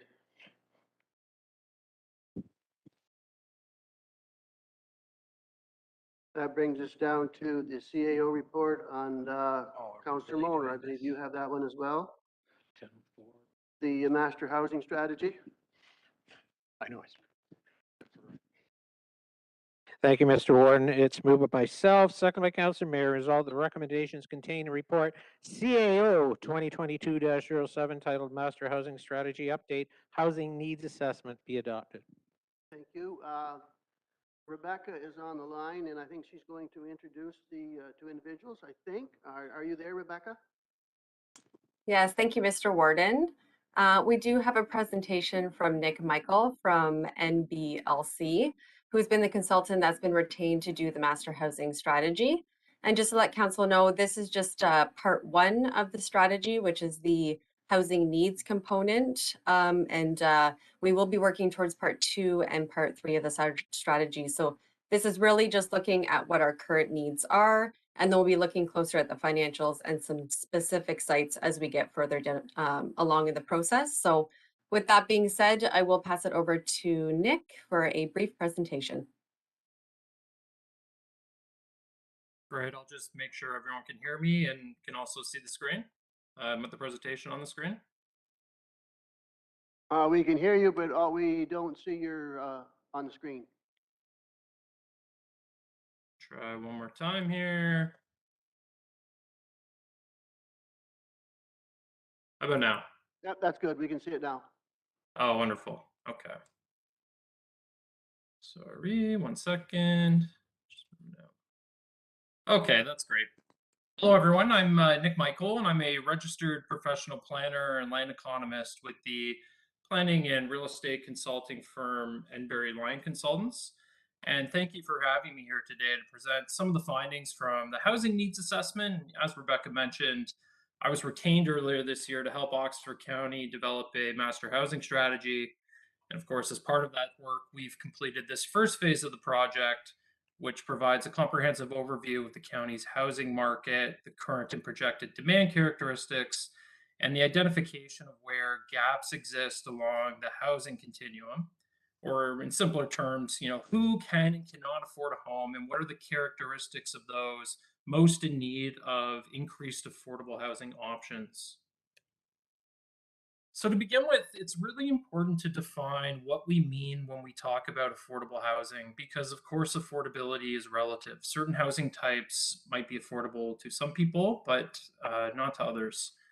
And both Oxford County and the province define affordable housing in a very similar way, where your shelter costs, and what that refers to is your mortgage or your rent, does not exceed 30% of your gross annual income. And in addition to that threshold, affordable housing is only meant for households earning in the bottom 60th percent of all households in the county, which we also refer to as the 6th income decile. So households earning below the 3rd income decile, so just again, those with incomes in the lowest 30th percent of the county, we note as being low income, whereas those earning between the 4th and 6th income decile defined as moderate income. And of course, those earning above the 7th income decile would be our high income households. And if we look quickly at the housing continuum, we can see where low, moderate, and high income households generally tend to fall, with low income households generally including those who are homeless, require special housing types like emergency shelters, transitional housing, as well as county and nonprofit owned social housing with rent geared to income units, as well as, of course, affordable rental that provides rents somewhere in between market rates and rent geared to income. Moderate income households, on the other hand, will look for affordable rental and affordable ownership homes, as well as market rental units. And perhaps even in some circumstances, they may be able to afford to buy a home without any government assistance, but likely requiring some type of assistance, maybe from the bank of mom and dad or other means. And when we look at the income deciles in the county for owners and for renters, sorted into low, moderate, and high income categories, we see a few things right away. First, renters are earning much less than owners on average, but also consistently across each income decile. And this is something that I see a lot in my work, really across the province, in every municipality, really, where those who own their homes certainly tend to make more than those who rent. And for the most part, owners are earning about twice as much as renters. And not only are owners earning more, but their incomes are increasing much more rapidly than rental households. You can also see the wide discrepancy between low and high income households for both renters and owners. And what we've done here is we've presented the rents and the purchase price each of these income deciles could afford to pay for a home, which again is based on Oxford County and the province's definition of affordable, which is that 30% rule I noted earlier. So for rental housing, low-income earners may only be able to afford a monthly rent of between $400 and $750 per month, or a purchase price between $98,000 and $200,000. Whereas moderate income households might be able to afford $950 to $1,300 per month, or a purchase price between $245,000 and $355,000. And as you might know to yourself already, before we start digging into the market context and the data, there probably aren't many housing options available at these prices in Oxford County. And in terms of rental housing, these thresholds, they're pretty straightforward. The rent is the rent. But on the ownership side, these numbers assume a down payment of 5%. So these would really be the purchase price that a first-time home buyer could afford, whereas someone who already owns their home and might have a little bit of equity or a lot of equity with their existing home, they might be able to afford something a little bit more expensive through the sale of their existing home. But of course, when we're looking back to the scope of this project and looking at affordable housing, Oxford County, we're selecting an affordable purchase price for something like a second mortgage program, you'd likely be targeting either first-time buyers or lower income households, or ideally both, which is exactly how your affordable ownership program is currently structured. In other words, targeting households that are unlikely to already have a lot of equity in their current home. So with those affordable rents and purchase prices established, we've completed a market survey across the county to understand the price of homes that are available. And I'll present some of the high level metrics here, but of course the full results of their survey are available in the larger report. So starting with the ownership market, what we're seeing is just really rapid appreciation in the resale market. And when I say resale market, I'm referring to existing homes, whereas new sale market, I'm referring to homes being purchased off of plans and being constructed in new subdivisions and these types of things. So back to resale homes, these have increased on average by between 25 and 43% over the past year. Just really rapid and aggressive price escalation across everything, all housing types, single family homes, single detached, semi-detached, townhomes, and condo apartments. We're also seeing immense demand even at these really high prices. Homes are selling on average in only about a week over the past year on average. Whereas only 2 years ago, homes were typically taking around 3 weeks to sell. 10 years ago, they were taking around 2 months to sell or longer on average. So what we're seeing is that Oxford County, it really used to be a relatively balanced market where price appreciation and demand was relatively modest. We're now seeing the opposite, really quick and rapid price escalation, quick sales, and virtually no inventory. So this is telling us right off the bat that supply of housing in the municipality is just simply not meeting demand. And that's just not just the case in Oxford County, but really just central Ontario more broadly, which is why many economists and housing market experts like myself are calling the current time a housing crisis. Of course, the new housing market, so again, new builds, are even more expensive than the metrics we have on the screen here as we document in our report. Moving on to the rental market, what we're seeing is that rents have been increasing steadily since 1990, but the rate of increase has been significantly higher over the past 5 years, where rents have increased by an annual average of 5% since 2016, compared to only 3% on average since 1990. So really, we're seeing similar things to the ownership market over the past 5 years. We also have really tight vacancy, which has been below balanced conditions for over a decade. And while we're seeing some new supply added to the market, to the rental market, the vacancy rate continues to decrease while rents increase, which of course is another sign that the current supply is falling well short of demand. And in a market like Oxford County, we would want to see vacancy more in the range of 5%, which of course would provide much more choice and availability, particularly for lower and moderate income households, which would also limit the ability for rents to keep increasing at such high rates. And you can really see this in this relationship playing out on the screen, where the vacancy rate is higher, represented by the orange line, Upward movements in rents, represented by the blue line, is much more modest. So what we've done here in these charts is we've taken the affordability thresholds by decile group that I identified earlier, and I'm comparing what each of these groups could afford to pay relative to the actual cost of housing in the municipality. So red indicates that a household in that decile group could not afford the home, whereas green indicates that the home would be affordable. And this table looks at the ownership market. And of course, what this table indicates is that aside from a few condo apartments in Woodstock and a handful of small townhomes in Ingersoll, almost all of the housing options available in Oxford County would not be affordable across the resale and new sale market. And this includes resale pricing in each of Oxford County's local municipalities. Moving on to the rental market, virtually all rental options are unaffordable to anyone earning below the 6th income decile. This survey includes all market rate rental units in the county, which were primarily concentrated in the 3 urban municipalities, which is why we focus on them here. But based on our survey, we found a very small number of older and lower quality 1-bedroom and basement apartments and a handful of 2-bedroom apartments that might be affordable to households in the 5th and 6th income decile, but virtually no options that might be affordable to anyone earning below that threshold. We've also taken the CMHC average market rent as well as 80% of the CMHC average market rent, which is the benchmark, targeted in most of the county's recently developed affordable rental buildings. These benchmarks are also just very common in funding programs available through the federal government's National Housing Strategy as well. And what we see is that even these thresholds do not address low-income households below the 4th income decile group, which I find to be a pretty important finding that I'll come back to at the end of this presentation. I also wanted to touch on the characteristics of those who may require affordable housing, and hats really go off to CMHC here. It's done some really excellent analysis with cross-tabulation from the census. And what they've done here is they've identified folks who or households that they identify in core housing need. And what this data does is it tells us when a household is spending more than 30% of their income on housing, if they're living in a home that's not fit for occupancy, so in other words, the home requires significant repairs, or if they're living in a home that's just not suitable to their needs. So, maybe there's a family of 5 living in a 2-bedroom apartment.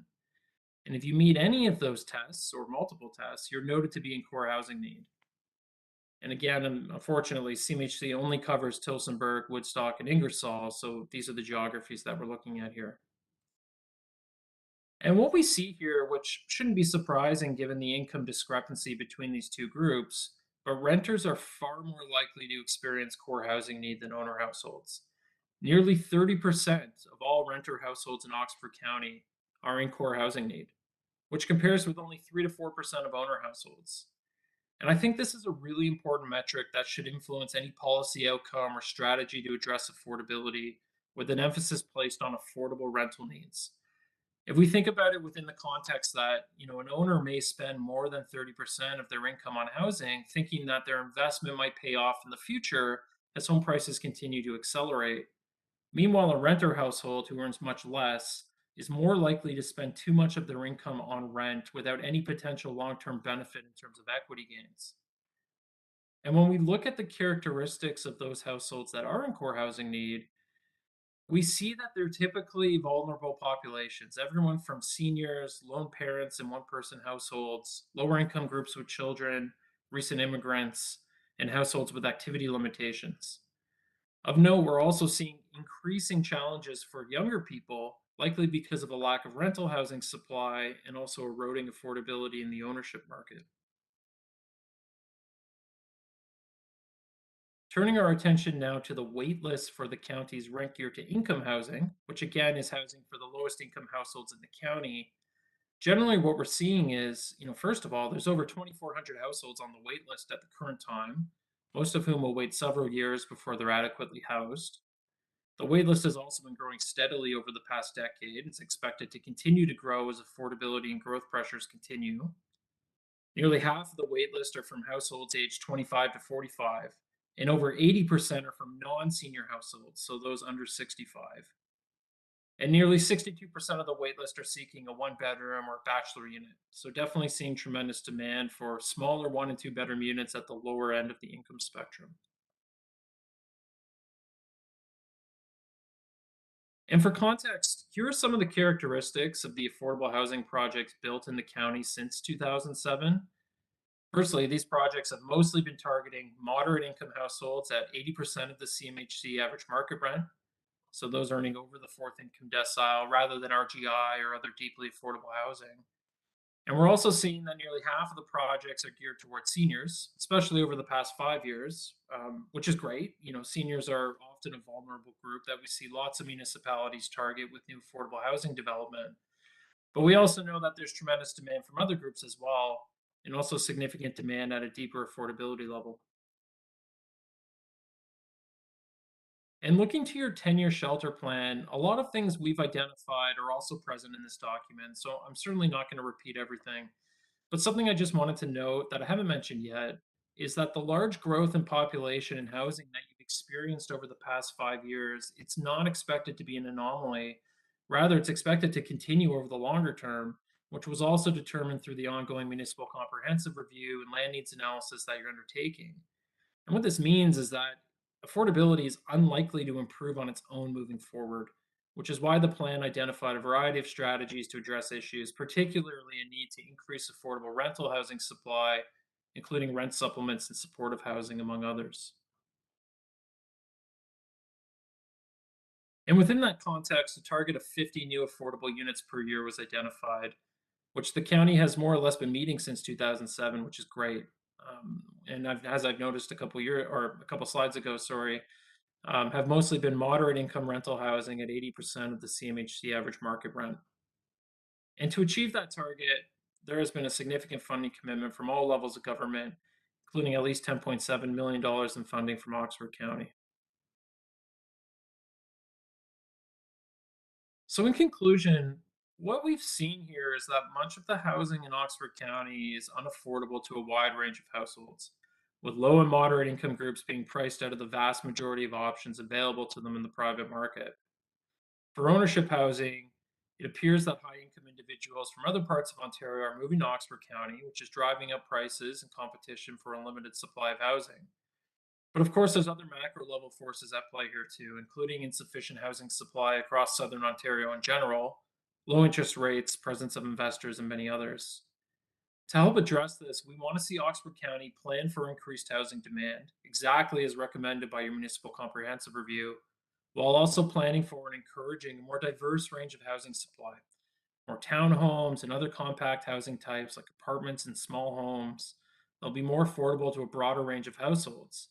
Historically, Oxford County has primarily accommodated relatively large homes on fairly large lots that ultimately end up being quite expensive. Ensuring alignment with supply and demand will stabilize pricing, particularly for those above the sixth income decile. The county can then focus on other demand side measures for moderate income households, such as affordable home ownership and second mortgage programs, which we'll be looking at in a little bit more detail in a couple months as this work continues to advance. For rental housing, we're seeing a lot of the same things. The existing rental stock has seen a modest amount of new supply, but at the same time, we're seeing strengthening demand for rental housing, which always happens when home prices increase because many would-be purchasers instead look to the rental market, outcompeting lower income households, which results in vacancy decreasing and rental rates increasing. We see the exact same thing happen when the affordable housing wait list starts to increase, with many lower income households forced to pay market rates that they simply can't afford, again, reducing vacancy and availability. Other factors like international migration and an aging population is also fueling demand for increased rental housing. Simply put, we need to encourage more rental housing across the full spectrum, everything from RGI to moderate affordable to full market rates, and for a variety of different household needs beyond only seniors.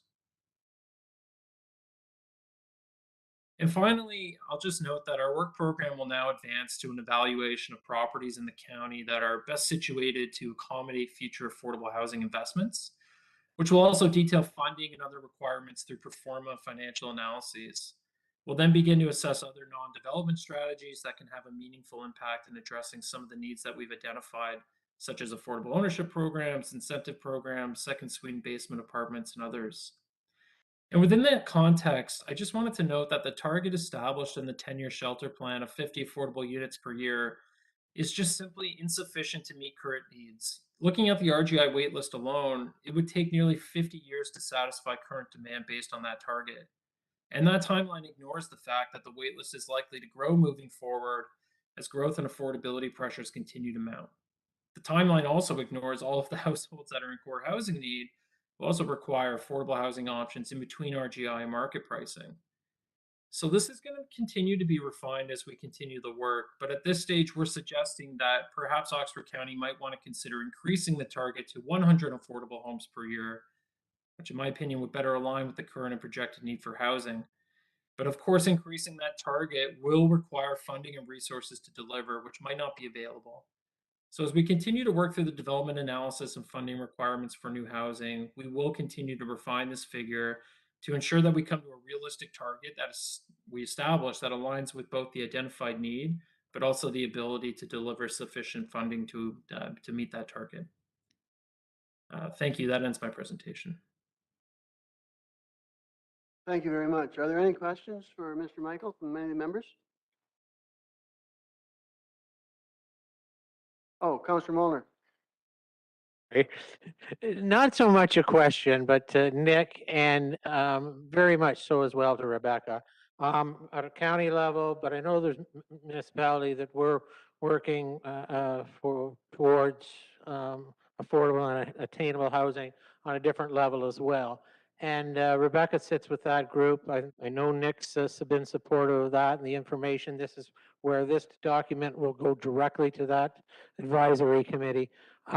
So I hope that we continue to learn here, and I hope we continue to learn from each other, that what's going on in Brantford Blenheim and Princeton is what we can learn to do at the south end area and up north as well. So and if this is that nucleus and first phase, and it's the time for talking. I said this even to some of the other groups that we've met with recently. I mean, we talk, we do studies, we do surveys. Now we need to get some shovels in the ground. So anyways, great job. That was just a comment, I take it? Yeah. Yes. I Okay. didn't want their Okay. Thank you, Councillor Molnar. Councillor Lauder. Thank you. Just want to report that our building on Nellis Street, the 9 units, is coming along really well. And we're hoping that be able to start moving in maybe December, possibly, probably January.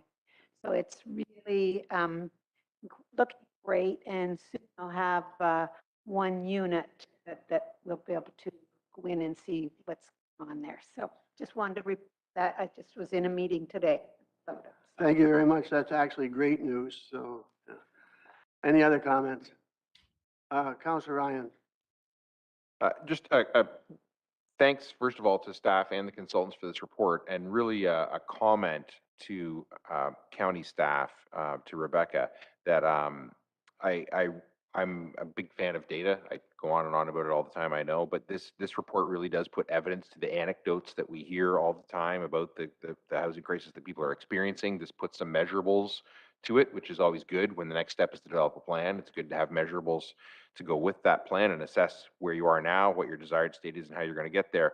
And to that end, I want to say that I'm really looking forward to the next step in this, and I'm really hoping, and obviously I can only speak for myself as one of 10 here, but I'm really hoping for an aggressive plan to close that gap. And I realize that's going to be a multi-year plan, and to some extent it's a moving target, but I'm really looking forward to an aggressive plan that will suggest proper funding to really close this gap, whether that's the 100 units per year recommended in the report or some development of that. I would really hope that it would be very specific and very aggressive with an end point in sight, which may be the end point. I'm not suggesting would ever be that we are done with it, but an end point would hopefully be some sort of sustainable level of a plan in the end. So just wanted to give that support for the work that's yet to come, and that I'm looking forward to it. Thanks. Thank you. Councillor Mayberry. Thank you.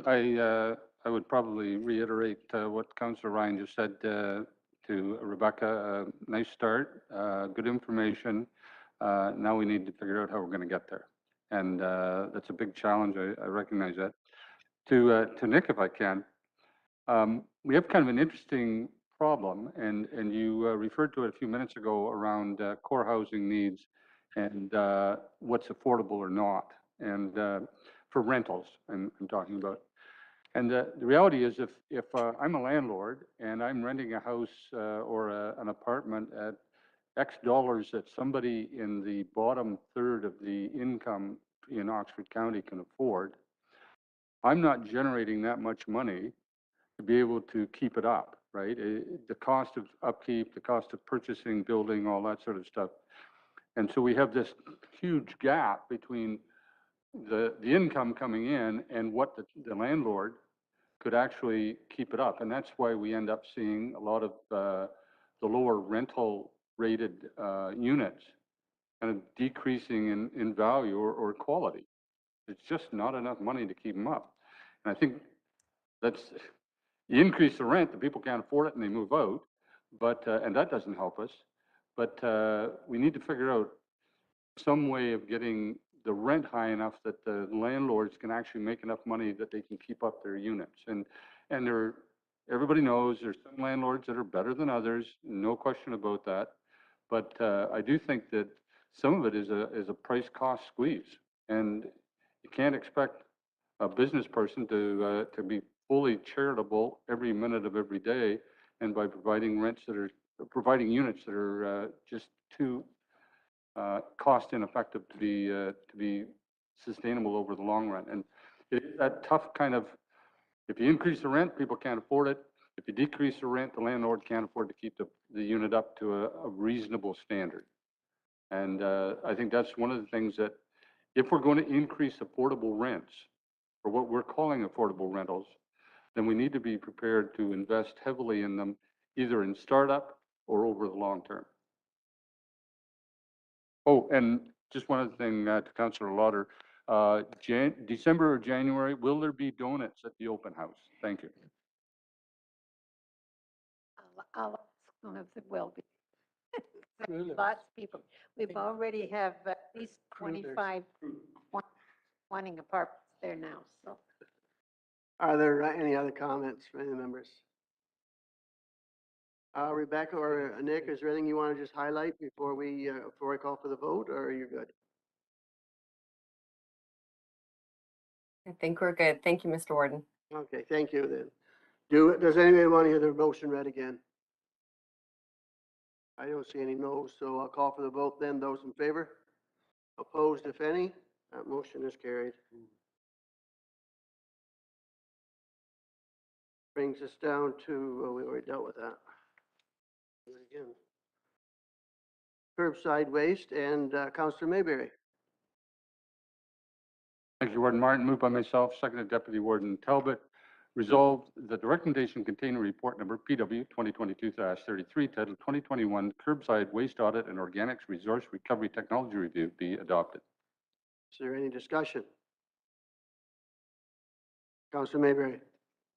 I think the obvious thing, and I'm not sure how communications gets this out, but every one of us apparently can do a better job on recycling and eliminating plastic. And I look forward to what like potentially could come from resource recovery, but I'm not really holding my breath. So I would encourage staff to keep moving forward with their review. Thank you. Thank you. Any other comments? Councillor McKay.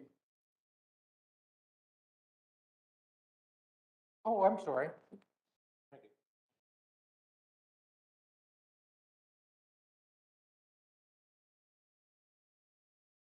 So it's interesting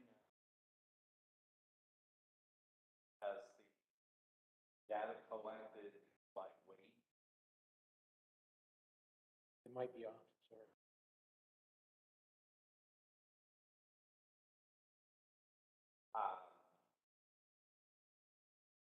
So our landfill by volume, so we've gone to, can't use the percentages just directly over.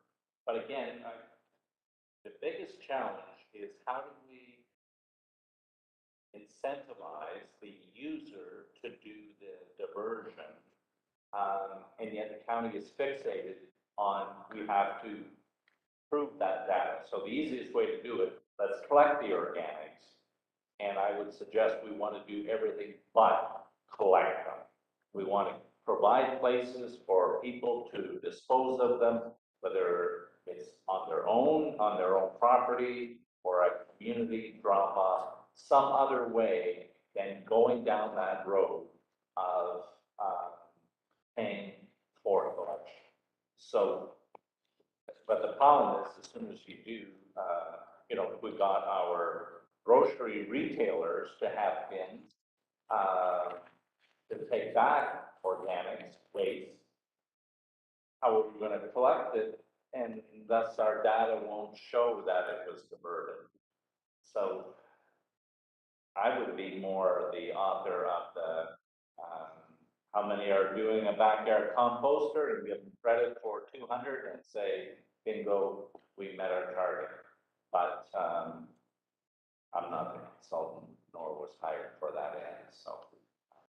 But we've got to consider, because this is leading us down the path that the only alternative is collection, because that's where the money is, but that money is coming out of people's pockets, and we want to incentivize them to do it quickest, easiest, most effective. And I really don't care then whether the county gets credit and we can claim diversion. Because if we have to touch it, weigh it, claim the diversion, we're the idiots. Yeah, thank you, Councillor McKay. Any other comments?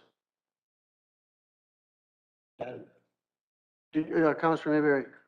I just beg to differ a little bit on that. If the average household were composting in their own yard through a green cone or whatever, which, I mean, I do it all the time, but is it any different than, in fact, if you, and I understand the collecting part, but the ability to capture any potential energy from the methane gas production is lost at home, where collectively you might be able to capture some or all. So I think there is, it's not just as simple, what's the cost of collecting? That's really, I'm not disagreeing with you in that way, but I think there is more to it than a simple straight line. We didn't send that much stuff to landfill. And I have 5 nickels, I'd be willing to sell you for $1 if you're interested. Depends what year they are.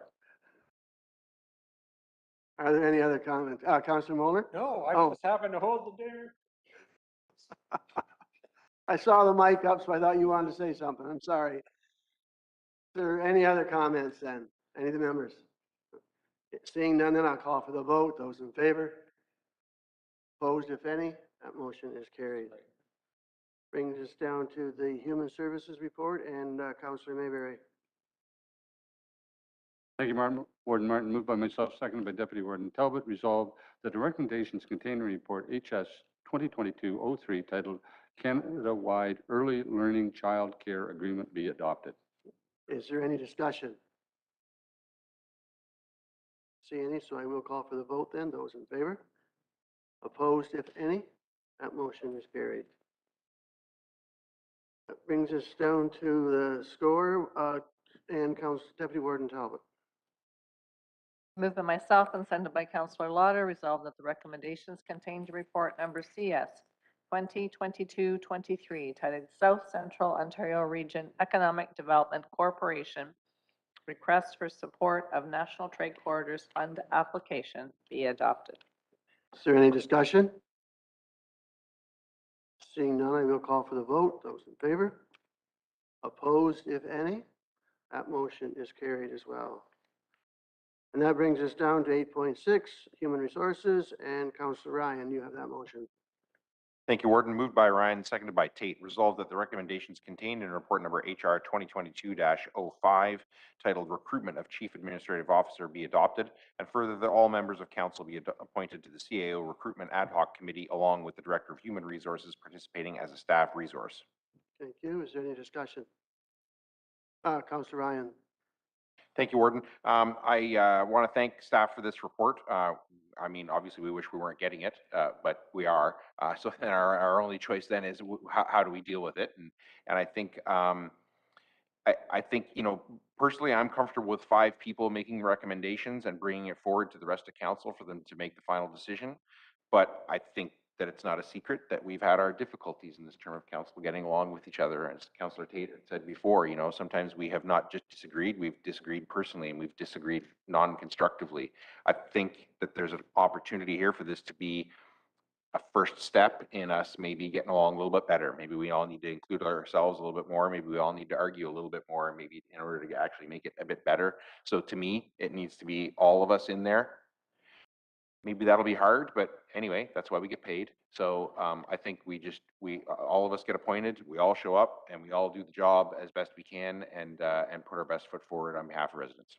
For what it's worth, I did try to refuse his resignation. You do know that, do you? Councillor Tate, you were first, and then Councillor Moeller.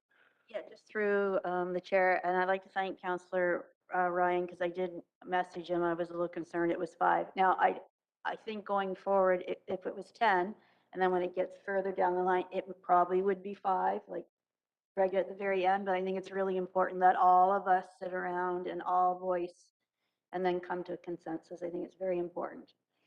Thank So you. thank you. Thanks. Councillor Molnar. And Amy, can you hear me?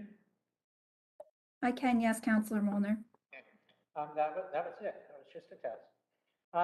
The 10, I don't know, maybe it's through the chair over to Councillor Tate relative to quorum or, you know, council meeting without a clerk. So there may need to be at some point in time some other designated. I don't think you're going to be making decisions, with all due respect, to a position that will ultimately be responding to an individual that may be hired. So that's just governance 101, that's all.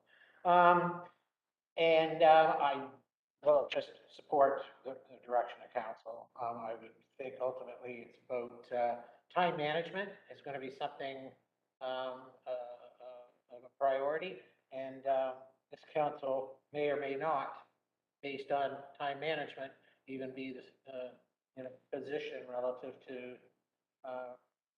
responsibilities 25th or whatever of August to be interesting. Anyways, thank you. Thank you for your comments. Appreciate them. Councillor McKay. Here, I'm going to leave it on. Oh. So giving us all the opportunity to participate is great. The practical is herding 10 people to have the meetings. And so if we come to the table and all say, yes, we're willing to participate, that's great. But if we also approach it and say, now you have to meet my schedule, it won't happen. We do. So so in this working together and growing together, you have to have some measure of deference for each other that, okay, I can't make that meeting, but that works for the majority, or we can, so we're not totally excluded, but like I say, it's going to be very difficult for Amy to schedule a meeting if we all have to agree to attend. So I think we need to recognize that. And if you do a poll and say, what are your available times? That's a little different, because I can say, yeah, between 5 and 6:30 in the morning is a good time. But if you call for 1 o'clock, I'll do my best to be there. Can't promise, but nor would I hold up the rest of council from advancing this important work in front of us. So I think we need to be aware of that. And I think through yourself, Warden, you're going to have to keep advocating for that, because if we keep doing doodle polls, won't get there. If the idea is that we have to accommodate all 10, and we've been through it before. There are a lot of meetings, but meetings that need to be done in a timely manner. And so hopefully we can have that commitment to each other that we will all do our best to make it. And I think the opportunity for all 10 to work together on this important matter is a good effort. The biggest problem I have with doodle polls is you send the doodle poll out, but by the time everybody responds, and you say, okay, when it comes out, you say, I can make it that day, but something else comes up between times, so then you're booked that day and it doesn't work, but Councillor Peterson. How is lame duck council going to affect this on the 19th of August? Well, that won't happen until August if it happens. So we've got to get our act together and it's got to be done before August. Councillor Komisky and then Councillor Ryan. Through Human Resources, for council's presence, if you had a breakdown on applications to a certain extent to begin with, and we started with a few, would you say 2 sessions would do it? I'll refer to Amy. So, do you mean once we actually have a pool of candidates already, or do you mean to Well, actually that's meet? what I'm saying. If Human Resources, sorry for interrupting. If you kind of, if we had a lineup already of a certain number, I mean, starting with going through the multiples that you might receive might not be necessary for all of us to do. We could likely maybe be presented with with 4 or 5 and then be able to break it down from there. Amy? Yeah, so I think the first step for this committee or all of council, according to the revised resolution, is to meet to determine how you want to proceed with the recruitment. Whether that's utilizing an executive search firm, we would then go out and obtain proposals from them for the committee to consider.